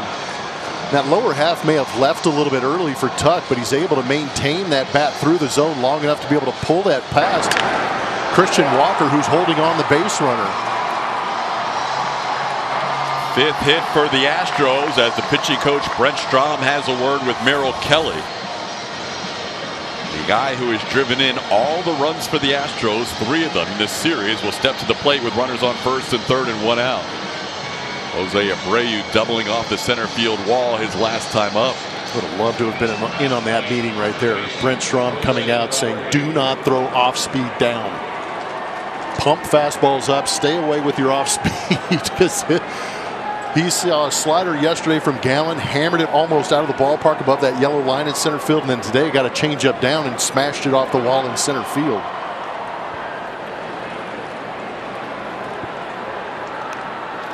Got in on him. Trying to tie him up. Abreu now with 26 runs batted in this month. That's the most for an Astro since Lance Berkman had 27 in September of 2005. The most September RBIs in 18 years for an Astro. Abreu has that season total up to 88 now.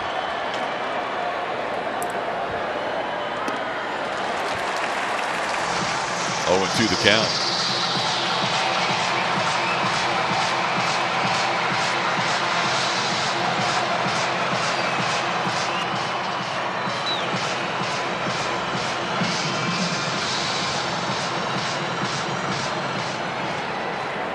Be the 80th pitch of the night for Kelly. And it should be up out of the zone or inside off the plate.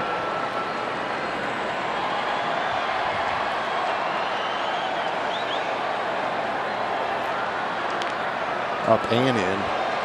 3 fastballs in a row.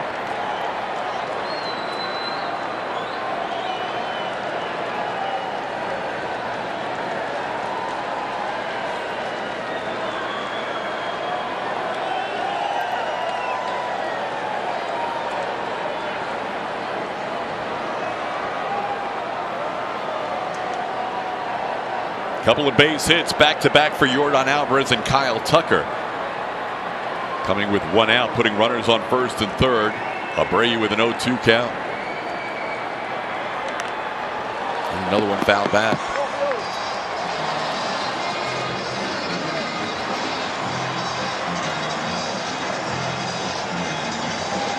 Abreu has used a big part of the field both times for his RBIs in this series. The straightaway center on Friday night and again tonight.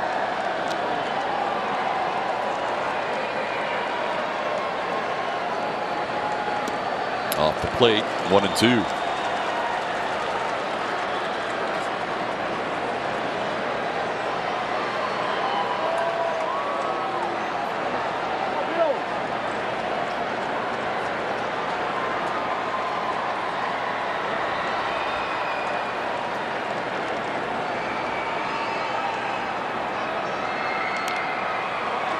Good little battle going. Abreu's been down to the count since the start of the at-bat, but he keeps battling here with 2 strikes. Merrill Kelly moving that fastball all over the place, but trying to stay in and up with it. All fastballs so far in this at-bat.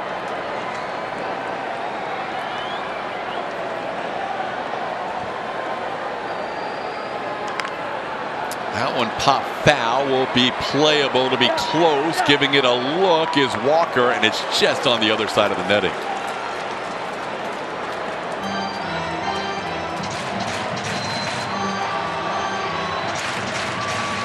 Abreu will see another pitch in this at bat.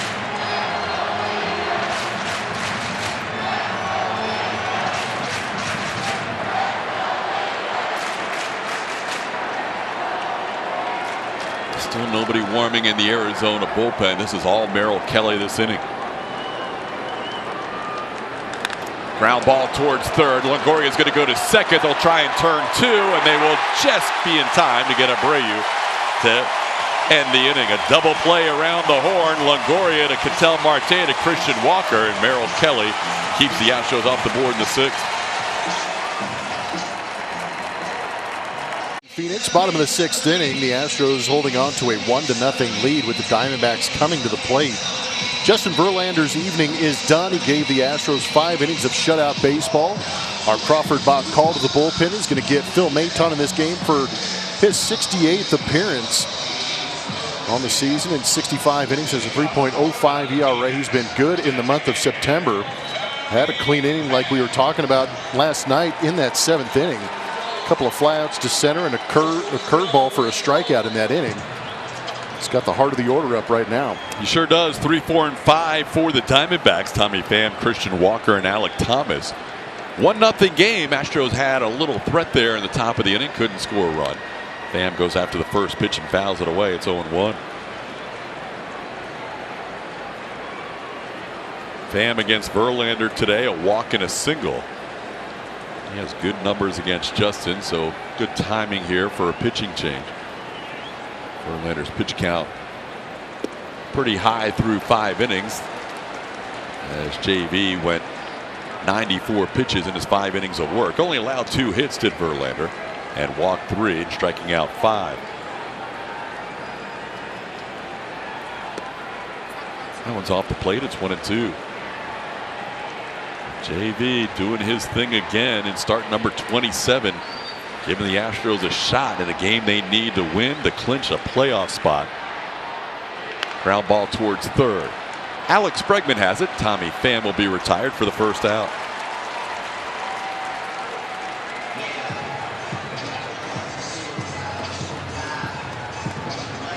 Bring up Christian Walker.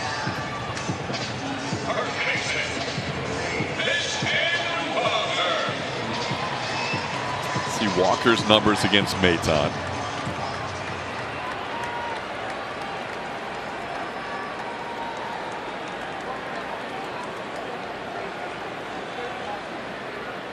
Gets him swinging at that slider. 0-1.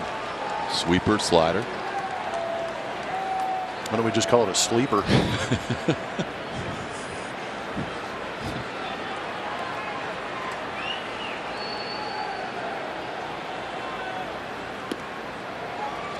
This series has definitely had some playoff type tension, especially with low scoring games. No margin for error for either pitching staff. Torey Lovullo keeps peeking up at that scoreboard, and every time he looks up, Cincinnati gets a little closer. It was 11-0 St. Louis at one point. It's now 11-6. A Cardinals win would wrap up a playoff spot for the Diamondbacks before their game ends, possibly, as that game's in the 7th inning. Now you see what the Diamondbacks are looking at, and that's the game the Astros are looking at. 5-0 Rangers in the 8th inning. Again, a Rangers win means they are in the playoffs, but it does not lock up the division for them. The Astros would still have a chance if they win tonight and tomorrow. This ball hit to left field. Coming in, Chas McCormick. He'll get there. Walker lines out to left for the second out. The Astros are ready to defend their World Series title this postseason, so make sure you're there to cheer them on. Limited divisional series tickets are available. Get yours at astros.com/postseason before they run out.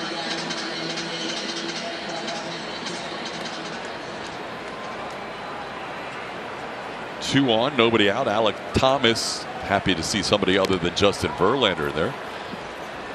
Young outfielder, somebody you knew growing up, huh?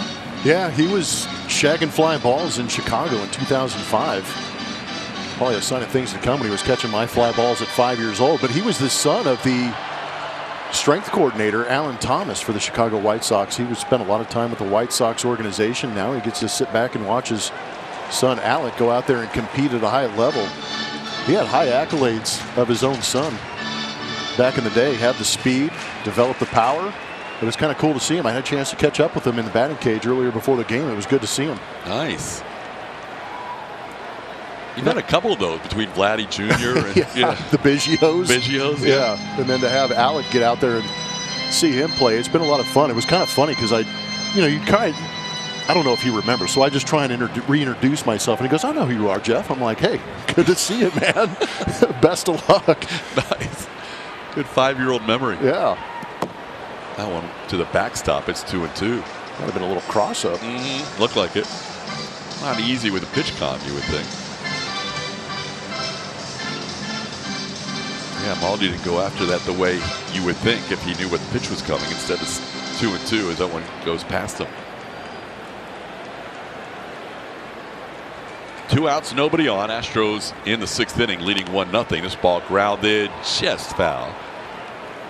Stays 2-2.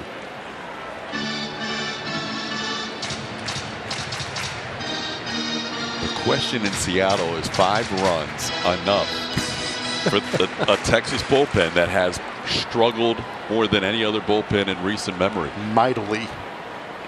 And of course we're going to ask that question, but I guarantee there's a lot of people in North Texas that are asking the same question.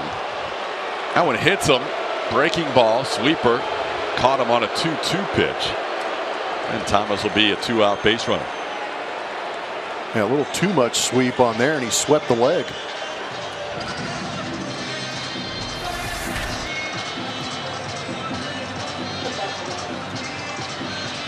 Just held on a little bit too long, and with that foot getting down, nowhere for Alec Thomas to go. Got him pretty good.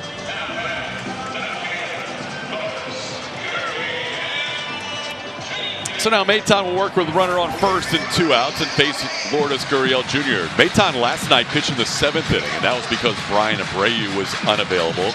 Abreu, if you remember, had thrown 44 pitches, a season high on Wednesday in Seattle. So he needed a couple of days off, but now that Maton's pitching in the 6th inning, you would think that's a sign that maybe Abreu's available tonight. Kendall Graveman currently warming up. Runner on with 2 outs. Gurriel, a single and a ground out tonight, has also stolen a base.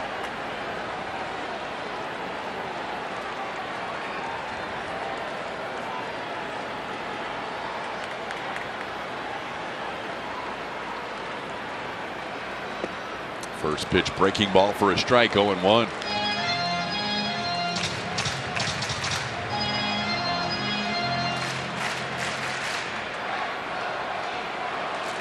Diamondbacks bullpen still quiet, so it looks like that'll be Merrill Kelly's game to go into the 7th inning.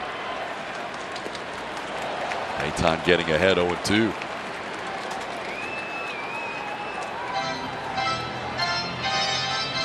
Maton has faced Gurriel 3 times. He hit him once and got him out the other 2 times.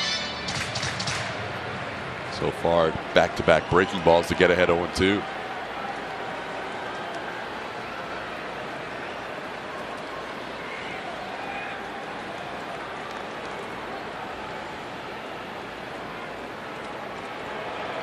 Thomas 9 steals and 10 attempts this year.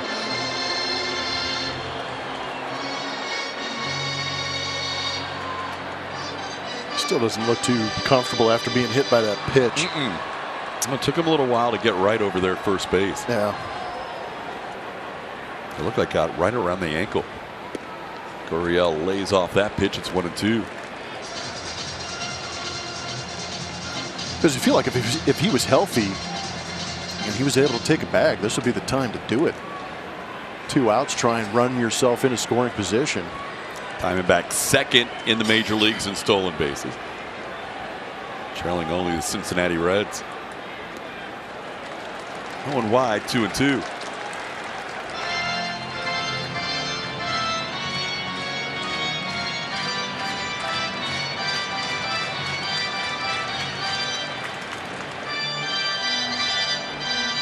Astros lead on a 4th inning RBI double by Jose Abreu, scoring the only run of the game. Kyle Tucker scoring after stealing second base.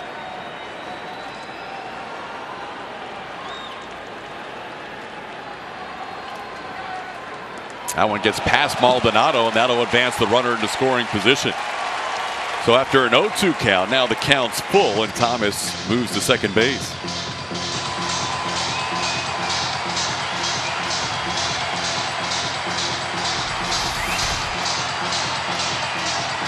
Been living on that outside corner. It'll be a pass ball charge to Maldonado.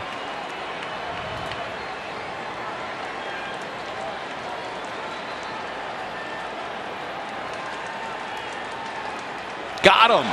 It's going to have to make the throw to first. Baldy will flip it to Abreu, and Maton strikes out Lourdes Gurriel Jr. to end the inning.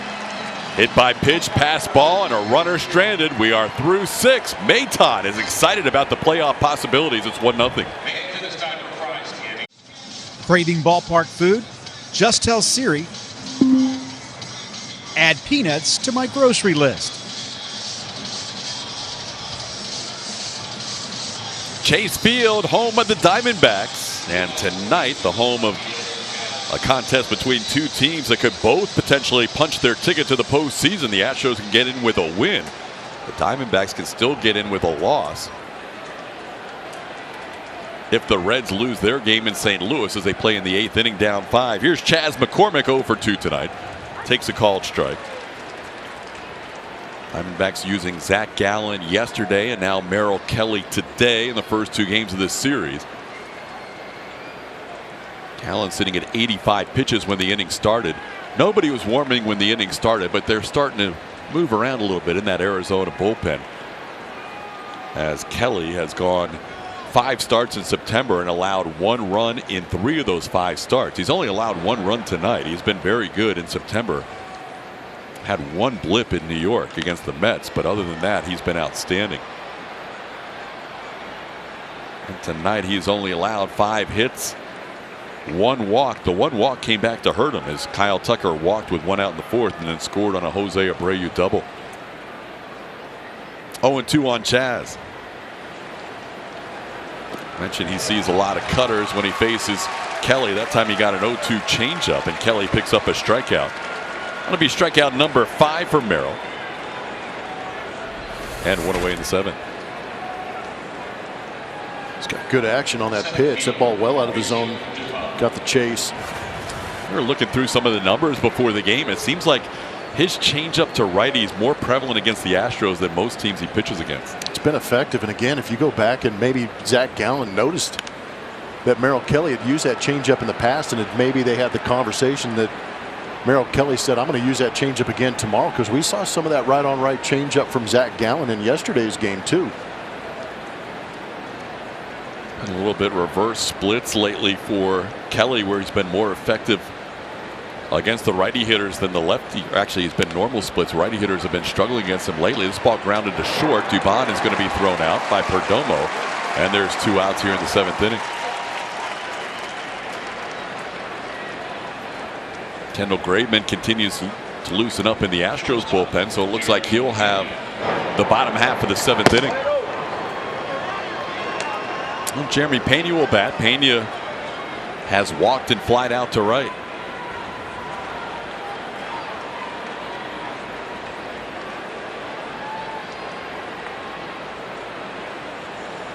First pitch strike, 0-1.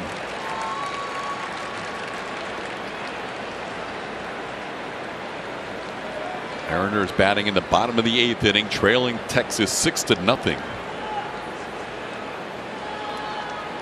Texas had it a run in the top half of the 8th as Pena hits one sharply to short.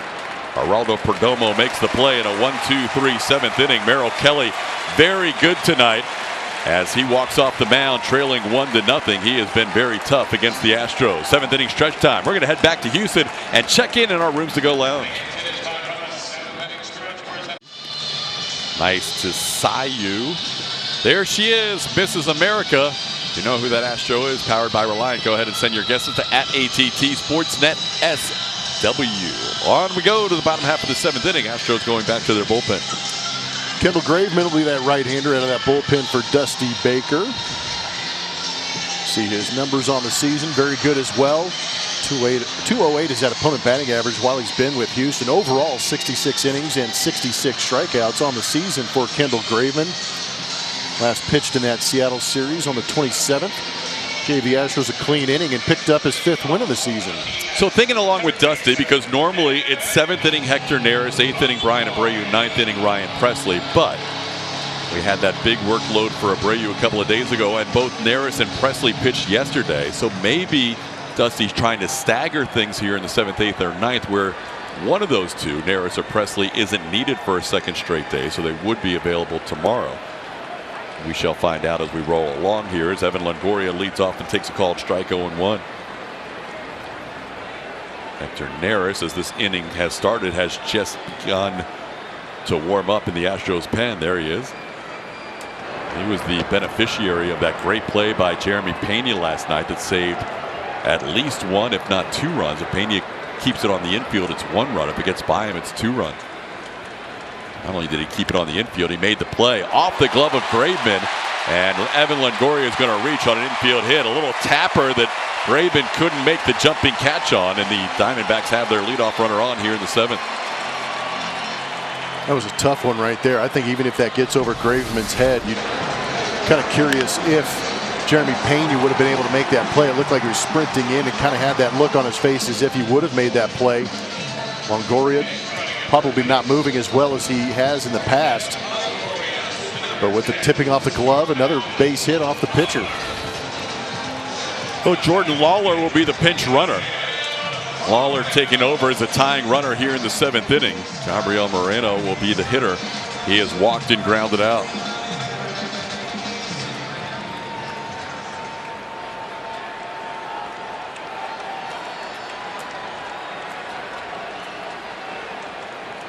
First pitch backs him off the plate, almost hits him. It's 1-0. Moreno would be a double play candidate. He has hit into 17 double plays on the season, second most on the team. It's behind Lourdes Gurriel Jr. Raven does dial up a lot of ground balls when he's going well. That went down and in, 2-0.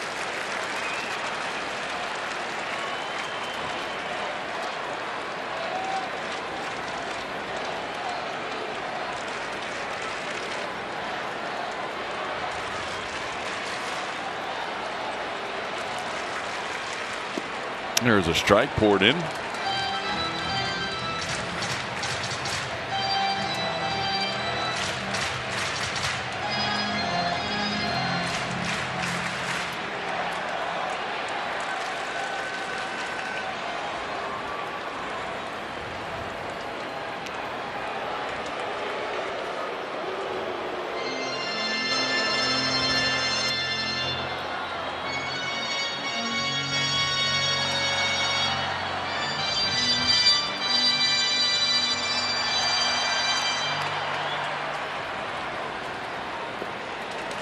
Down and away, 3-1.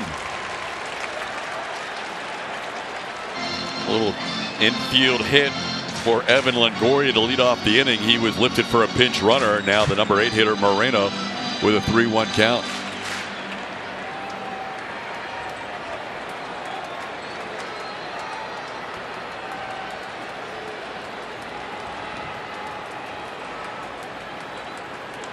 Into right field, that'll be a base hit. Lawler is going to think about going to third, but he holds up with Tucker getting to the ball quickly.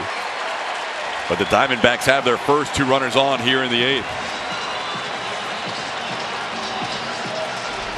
Now the bottom of the order for the Diamondbacks is trying to get things going. Pretty good piece of hitting, just inside outing that the other way.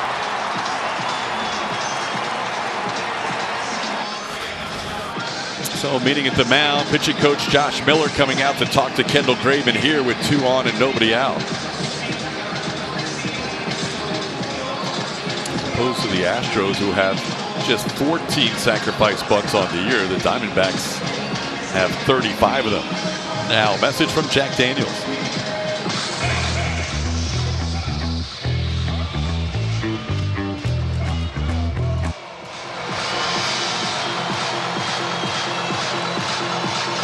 "35 sacrifices, the most in the National League." As the number 9 hitter Geraldo Perdomo will hit here.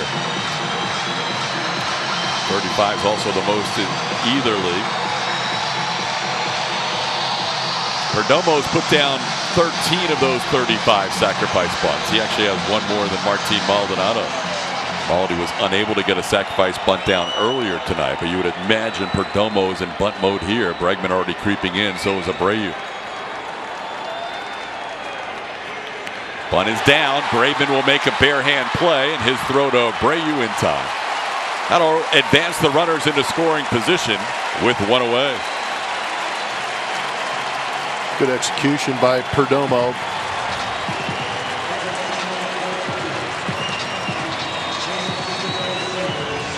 Corbin Carroll will hit. Carroll 0 for 3 tonight. He is a dangerous hitter, leading the team with an 873 OPS coming in.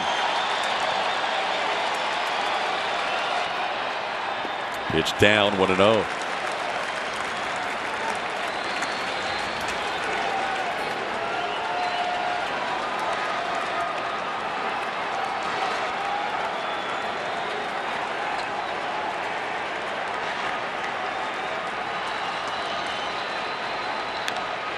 Tapper foul at the plate.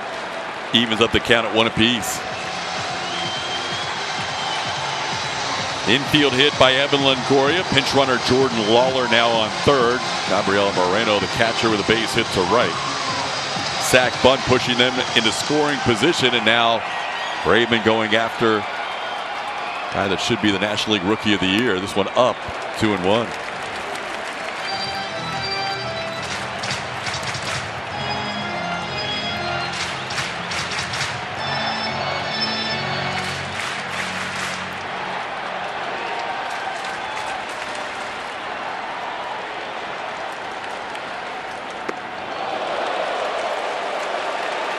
Three-one count. It was 3-1 when Moreno had the base hit to right field, and now Graveman falling behind Carroll 3-1. Ketel Marte waits on deck, switch hitter.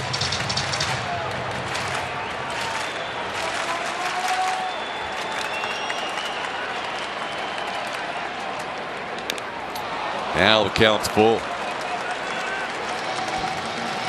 From a 3-1 change piece.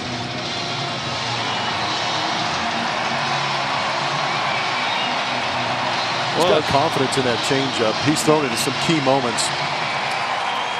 This is one of the bigger pitches of the season coming up here. 3-2 with Corbin Carroll at the plate and 1 out. Ball 4. That'll load him up. And that'll be the last batter that Kendall Graveman will see here in the 7th inning. So the bases will be loaded with 1 out. Hector Neris, who has been Houdini all season long, will come into a tough spot tonight. 1-0 game, runner at every base, 1 out in the 7th inning. We'll be back after this. 6 a.m. Never miss a pitch or a big play when watching the replay of the game. Catch Breakfast with the Astros tomorrow at 6 a.m. Big spot for Hector Neris. He has been in some big moments. He's dealt with a lot of traffic over this year, but he's been able to get out of it successfully. He got a great play from Jeremy Pena last night. He's usually a guy that'll go out there and use that defense behind him, even though he's got 76 strikeouts in 66 2/3 innings. He has had to use that defense. This is another one of those situations where he is going to have to go out there and rely on some help around him in his bases loaded jam. There you see the scenario. Jordan Lawler on third base, tying run. Gabriel Moreno on second base, go-ahead run. Corbin Carroll, great speed on first base. 1 out. And Ketel Marte, the batter, with the bases full.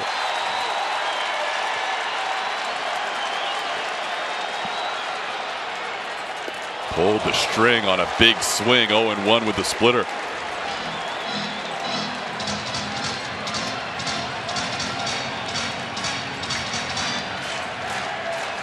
Marte 0 for 3 tonight, a couple of flyouts to center field. And he does it again on another splitter, and Neris quickly ahead 0-2. Yeah, that split looks good right now. Get ahead 0-2. To go out there in this situation, make that pitch look like a strike and create that kind of action is pretty impressive. He's going to have to do it again to try and get through Marte. Got him! Huge strikeout for Hector Neris. Bases remain loaded, now 2 big outs. 3 splits, and they were absolutely devastating to Ketel Marte. These pitches starting up in the zone, diving down below the swing. They look very hittable, but that tumbling action away from the swing, that does wonders for the defense too. Originally you're thinking, I've got to turn a double play. Now you just go ahead and think about just stepping on a bag. Ground ball slowly hit. Bregman will charge. He'll make the throw to first in time. Hector Neris is Houdini again, and the Astros lead 1-0. They're 6 outs away from a playoff berth thanks to number 50.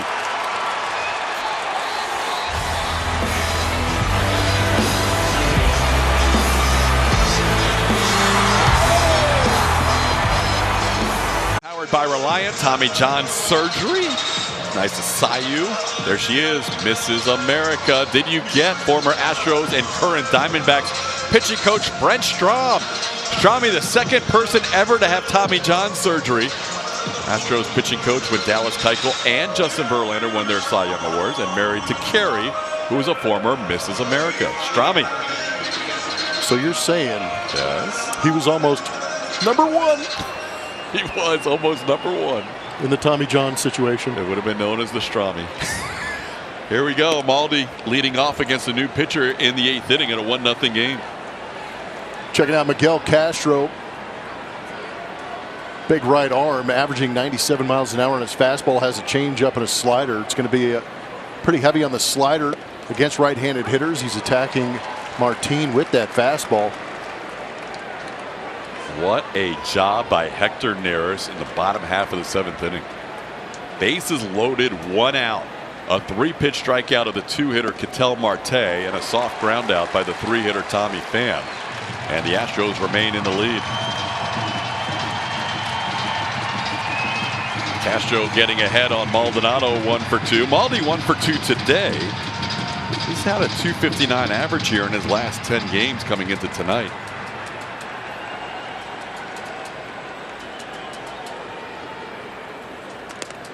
Off the plate, 2-2. It'll be Maldi, then the top of the order, Jose Altuve and Alex Bregman here in the 8th. Nobody warming right now in the bullpen, which makes me wonder if either Brian Abreu or Ryan Presley is not available tonight.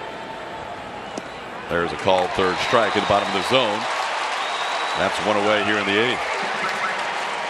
No Player Does More is presented by HEB, with Altuve coming to the plate. Check out 75+ runs and 90 fewer games played. No Player Does More by HEB is telling you that he is amongst an elite group. 75 runs in 88 games. Ted Williams at 82 and 89, and don't take a nap. Had 81 runs in 87 games back in 1902. Altuve almost hit by that breaking ball. It's 1-0. This looks like an incredibly uncomfortable at bat. Righty on righty. Oh. Righty's hitting 208 against Castro. Yeah, you can see Altuve bending on that pitch as it breaks over. It's 1-1. You know, adding to that delivery from Miguel Castro is the fact he's 6'7". Yeah, big boy out there. And he slings it. Yep. So because the bullpen's quiet, and they normally go Neris 7, Abreu 8, Presley 9, and it seemed unusual that Dusty would divert from that strategy in this big of a game. So one of those two guys must be down tonight, either Abreu or Presley. Yeah, we'll find out probably in the middle of that next inning when Neris goes out there to see who gets loose. It's a little bit of an extended outing and high stress last night for Ryan. 1-2 is off the plate. Now Ryan last night threw 18 pitches, had to work around an error, so he faced 5 batters. And then Abreu back on Wednesday threw a season high 44 pitches, but he's had 2 days off. Altuve sends one to left. Gurriel, who robbed him of a hit his first time, makes a more routine play here for the second out. Jose now 0 for 4. I'm going to bring up Alex Bregman, who's also looking for his first hit. Bregman has grounded out twice and struck out.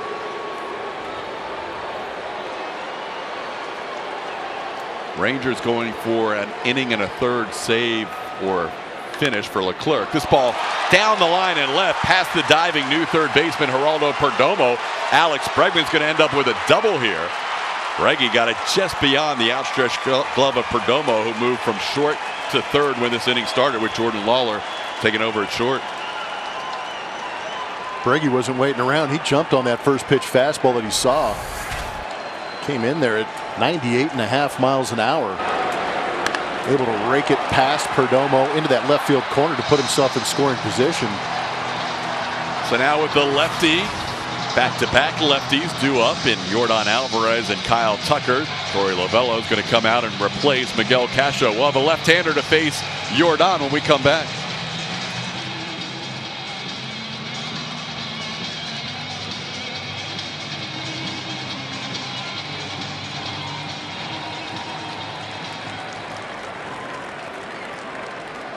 This is Torey Lovello. I just want to say thank you from the bottom of my heart for the past 7 years. And I know it was to 1, so the Rangers are the first AL West team to clinch a playoff spot. And with that, also the Toronto Blue Jays get into the postseason, as they needed a loss by Seattle after The Jays lost earlier today. The Seattle loss puts Toronto in the postseason, so 5 of 6 teams determined as Joe Mantiply takes over here in the 8th. Left-hander in 34 games has a 4.74 ERA. You see why he's in there with that opponent average at 190 against left-handed pitching or left-handed hitters. Fastball, changeup, slider. He has faced Jordan once before and delivers a strike at the bottom of the zone to him. Jordan 1 for 3 tonight, trying to add to this 1-0 lead. It has not been a comfortable lead at any point. The Astros scoring their run in the 4th inning, but at 1st and 3rd in the 6th inning and couldn't get a run across. That one just missed the outside edge, says Todd Tichenor. It's 1-1. Jordan last faced Mantiply 2 years ago.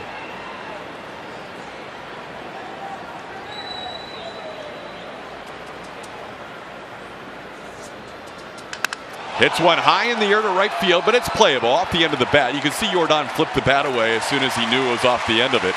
And Corbin Carroll makes the play for the final out of the inning. A double with 2 outs, 1 man left on base. We head to the bottom of the 8th. Hector Neris will still be out there. Astros leading 1-0. 2 years ago today when the Astros at Minute Maid Park needed a W to clinch an AL West title, and they would just get that one with a 3-2 win right there.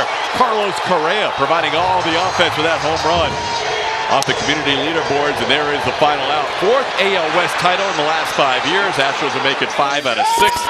Last season, Dusty Baker got to celebrate after that pandemic season where the Astros got in as the final seed with a AL West title 1 year later. Hector Neris back out there, got 2 huge outs with the bases loaded and 1 out. Now he'll face Christian Walker, Alec Thomas, and Lourdes Gurriel Jr. in a 1-0 game in the 8th. Walker 0 for 3 tonight. Takes a pitch for a strike. It's 1-1.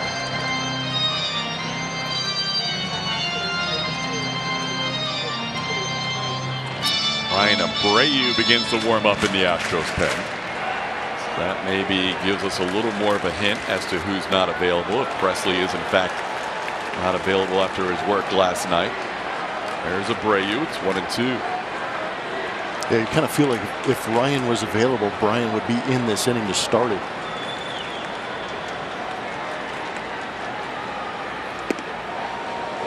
Misses 2-2.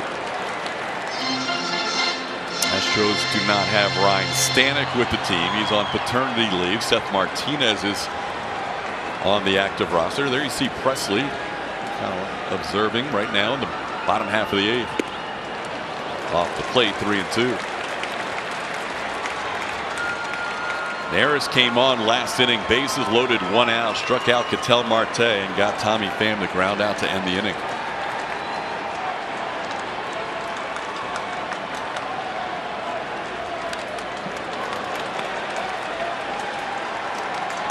So what that Texas victory against Seattle means for the Astros, the division is still in play, but Dusty Baker's group needs a win today and a win tomorrow to go along with a loss tomorrow for the Texas Rangers. Seattle's still alive, but they would need the Astros to lose tonight. Could have gone either way. Hector thought he was going to get the call. Maldi doesn't like that call by Tichenor. As they have a conversation behind the plate, Walker taking a very close pitch, walks to lead off the 8th. It's been an interesting zone all night for Todd Tichenor. It's been a little bit better in the last couple of innings for the Astros on both sides of the baseball. Right there, Tichenor adamant that ball was off the outside edge, maybe just barely. Now Neris going after Alec Thomas, who's around the bunt, and that pitch is way up high, 1-0. We mentioned how much the Diamondbacks use the sacrifice. Well, congrats to Arizona. They're in the playoffs right now, thanks to the Reds losing tonight 15-6. So the Diamondbacks will be popping champagne once this game is over. Thomas gets the bunt down. Maldi on it quickly. He's going to go to second, and they get the runner. Christian Walker just out. Maldi taking a risk, going to second, and it pays off for the Machete. Great play by Martin to pop out from behind home plate on that ball that was just tapped out in front. Maldi moving quick and broke out the machete.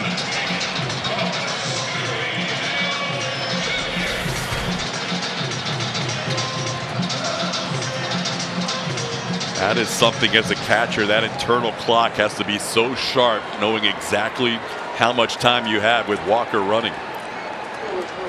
And he gets him by just enough. Now Lourdes Gurriel Jr. the batter.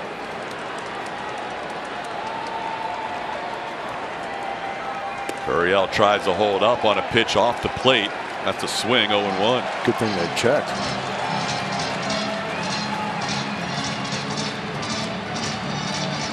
Gurriel a single in 3 at-bats.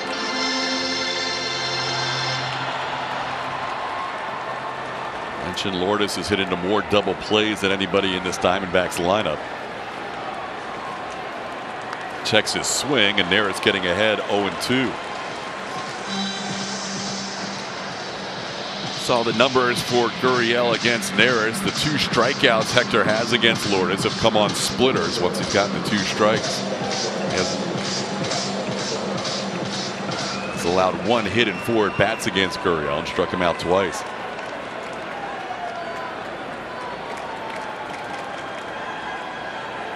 Towards short. Short hops to Pena. Flip to Altuve. The turn double play. Hector Neris. What a job for an inning and 2/3 shutout baseball. Pitching around a bases loaded 1 out and now getting an inning ending double play. Great play by Pena to start it. Pena stood right in front of this, showed some fearlessness, sacrificing the body, able to knock it down and keep it close enough to get the catch and flip to Jose Altuve to complete that double play. And Hector Neris, big fan of Jeremy Pena. So am I. Chevy Stropole. We're asking about your road warrior. Who's the ultimate road warrior for the Astros hitters here? Kyle Tucker with his 63 road RBI wins with 46%. TK. All right, Julia, here we go. 9th inning baseball. Tuck up, and he bounces a foul right over your head. It's 0-1. Tucker has been on base twice tonight. A single, a walk, a stolen base. He has scored the only run of tonight's game. Tucker's stolen base is 30th of the year, sitting on 29 home runs, facing the lefty Joe Mantiply, who misses wide 1-1. In between innings here at Chase Field in Arizona, they showed all the fans what had happened with that Cincinnati game in St. Louis. The Cardinals defeating the Reds, meaning the Arizona Diamondbacks are in the 2023 postseason. Their first playoff appearance since 2017. Fans went nuts. Some of the players were acknowledging the fans on the way out to their positions, so they know they are popping champagne tonight in the home clubhouse, and the Astros have a chance to celebrate, although I'm not sure it'll be a champagne celebration with lots of festivities, because there still could be a division at stake tomorrow if the Astros win tonight. 0-2 the count. Off the plate, 1-2. Some sort of recognition, you would think, a toast or something, if this happens for the Astros tonight, but I wouldn't expect anything close to what Torey Lovullo's group has planned.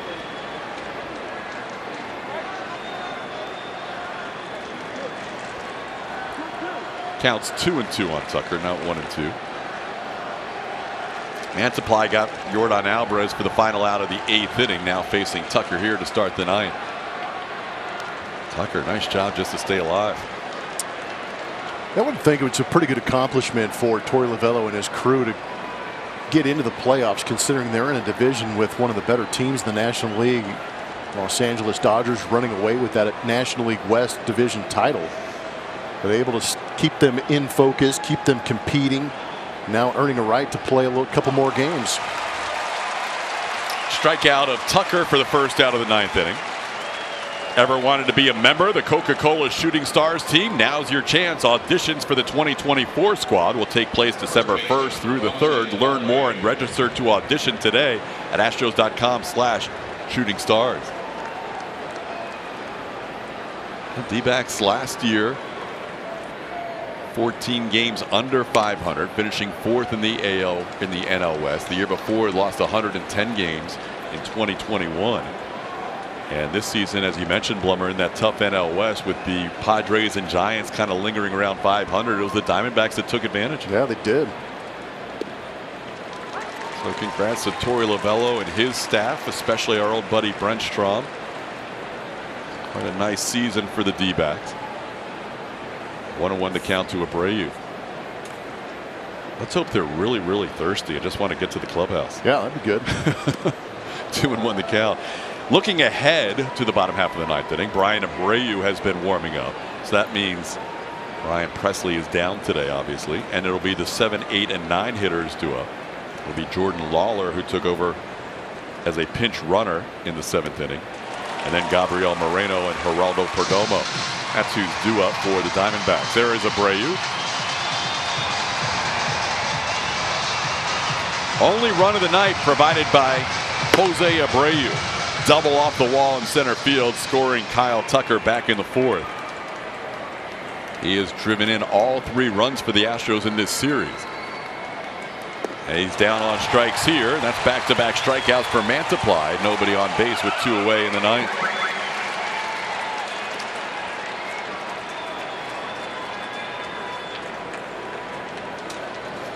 This week on Astros Bases Loaded, JP France will tell Julia about an eventful rookie season on and off the field. Chaz McCormick discusses his catch in Game 5 of the World Series, and we'll introduce you to the Astros translator, Jenloy Herrera. All that and more on Astros Bases Loaded after the postgame show. Pitching change here in Arizona. We'll be back after this. The Astros holding on to that 1-0 lead over the Arizona Diamondbacks. They went to their bullpen and plucked out Luis Frias. 27 games this season, a 3.77 ERA. He's having a successful month of September. On to face Chaz. Chaz looking for his first hit. Some of the Astros fans on hand here in Phoenix doing the Chaz chomp as he steps into the box. Chaz 0 for 3 tonight. Astros with 2 outs here in the top of the 9th inning. Nobody on base. That one off the plate, 2-0. So Mantiply retired all 3 batters he faced. Mantiply came on to face Yordan Alvarez to end the 8th, and they got the first 2 batters in the 9th. You see some of the Chaz chompers.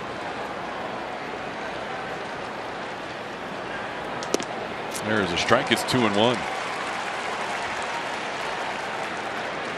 A lot of cutters in the occasional fastball, around 35% of the time from Frias. Chaz saw some cutters from Merrill Kelly today. That ball hit sharply, but on one hop, Jordan Lawler makes the play for the final out of the 9th inning. Astros fail to score in the top half of the 9th. Test your nerves time. It's 1-0 as we head to the bottom half. Houston Astros baseball is presented by Honda. New vehicles arriving daily. Visit your Greater Houston Honda dealer today.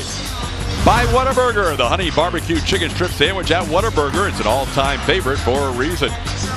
And by Rooms to Go. Furnish your home to perfection for $30 or less per month, plus interest-free finances.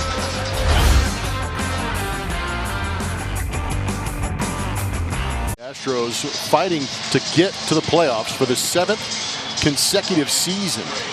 All time, the Atlanta Braves have done it 14 consecutive seasons. Behind them, the 95-07 New York Yankees, the LA Dodgers, the current team. And there you see the Astros trying to fight their way away from the Atlanta Braves and New York Yankees. The New York Yankees will see that streak stop, not making the playoffs this season. The Astros and Braves trying to extend it to 7 straight seasons, as you see Brian Abreu on to close this game out.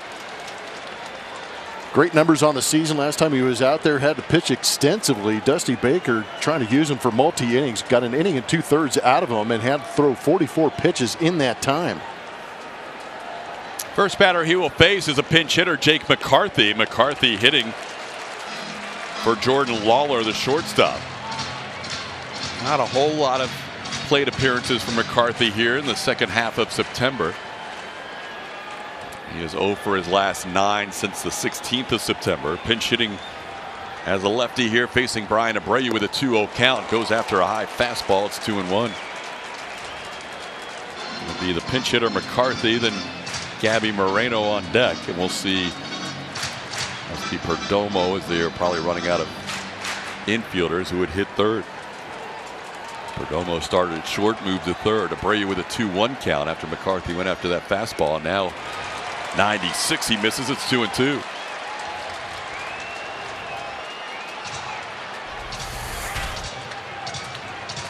Brian Abreu trying to get his 5th save of the season. It would be the biggest of his career. Yep.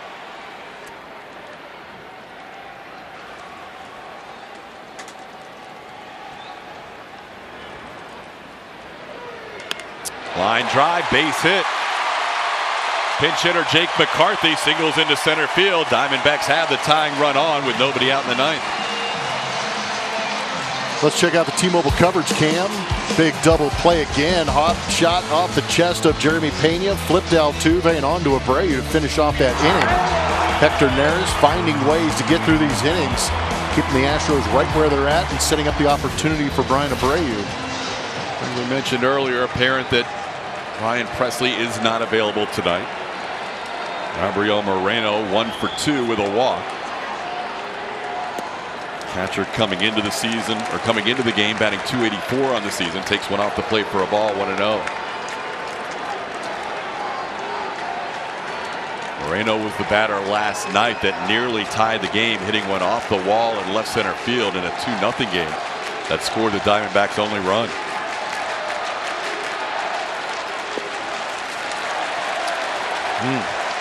Could have been a strike, not called. 2-0.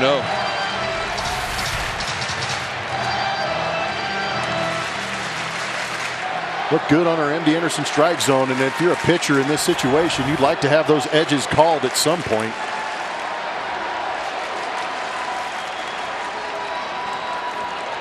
Runner on the go, pitches a strike. The throw is in time. Machete cut down the lead runner. He got him at second. Second big play defensively for Martin Maldonado. McCarthy not convinced, but Martin came flying out for behind home plate on that slider. No challenge. Credit Martin on that slider on the outside corner. Gets the call for the strike and comes up firing. And he has come up in some huge situations to cut runners down. D-backs taking a chance. On a bunt attempt last inning, Maldonado cut down the runner at second, Christian Walker, and now he guns down McCarthy, and Moreno swings through that last pitch. Look at where this throw is, Blummer. It was tailing up the line, but Altuve did a great job of coming to get it and putting that tag just barely on the backside of McCarthy. Huge plays in back-to-back innings by Martin Maldonado. And now it's 2-2 on Moreno. We mentioned how much the Diamondbacks love to run. They live by the stolen base, and in this case, that was a costly caught stealing.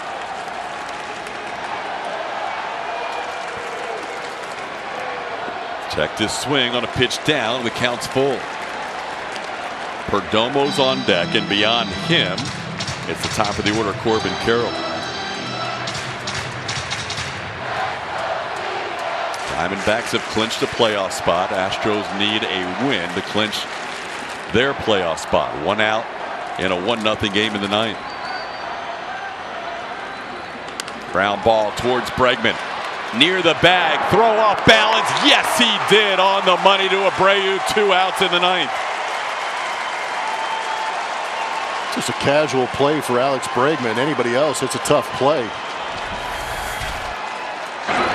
Ball net hit hard. Moreno got a good jump on it, but pretty routine for Alex the way he's been going this season. Able to avoid that bag and throw on the run. So now 2 outs, bases cleared. Geraldo Perdomo, the number 9 hitter, 0 for 2 with a sacrifice tonight. Trying to bunt for a hit here with 2 outs in a 1-0 game. 1-0. Perdomo has faced Abreu once before, back in April of last year. He flied out the only at bat. Round to bunt again, and this one up 2-0.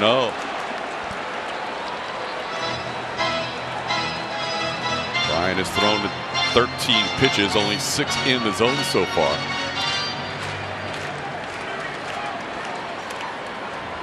Perdomo uses his timeout here.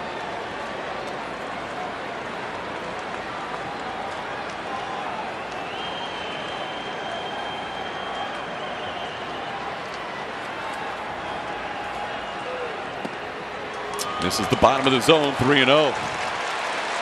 Perdomo has 16 steals on the year. He is not a guy you want to walk here in a 1-0 game. Number 9 hitter with a 3-0 count, and the likely National League Rookie of the Year on deck. 4-pitch walk. Abreu walks Perdomo on 4 pitches. There have been some nervous moments here in the last couple of 9th innings at Chase Field in Phoenix, and now Abreu will go after Corbin Carroll.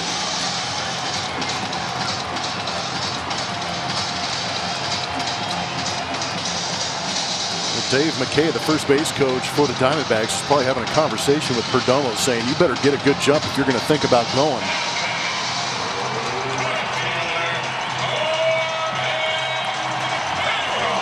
Well, Corbin Carroll 0 for 3 tonight with a walk.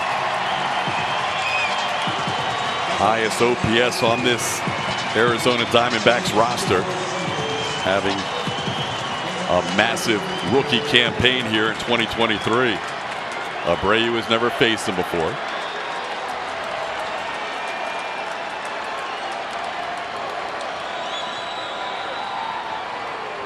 First pitch in, that's 5 straight off the plate.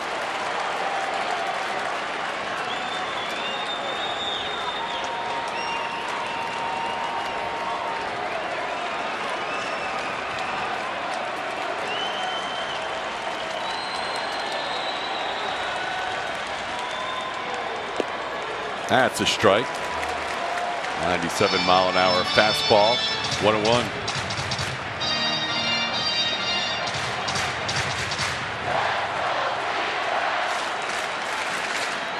Most of the crowd in the lower bowl standing for this moment. Ground ball foul. Now Diamondbacks down to their final strike. 1-2 the count.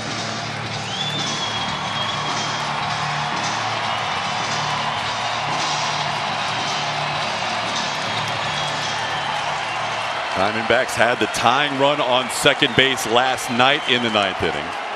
Tonight they've had the tying run on first base in the 9th twice, and now 2 outs and 2 strikes.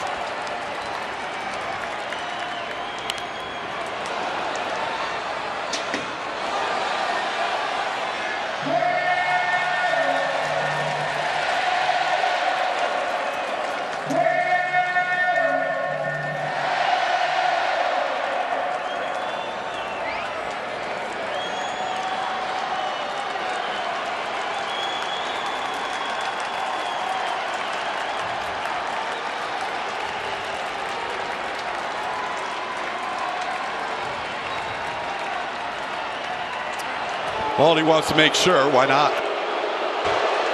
Add to the tension. Yeah, just build it up a little bit. Get the fans engaged. Let it marinate a little bit. Give the clubhouse staff on the Arizona side a couple more minutes to set up everything. This is old school National League baseball. Yeah. 2-1 first game, 1-0 second game. Every pitch matters. You can't make any mistakes. You're living on the edge the whole night.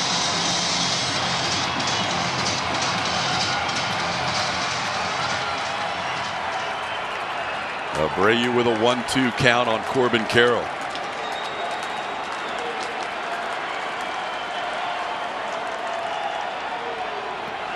He got him. Maldonado will make the throw, and the Astros are in the playoffs. 7 straight years. The Houston Astros get to the postseason.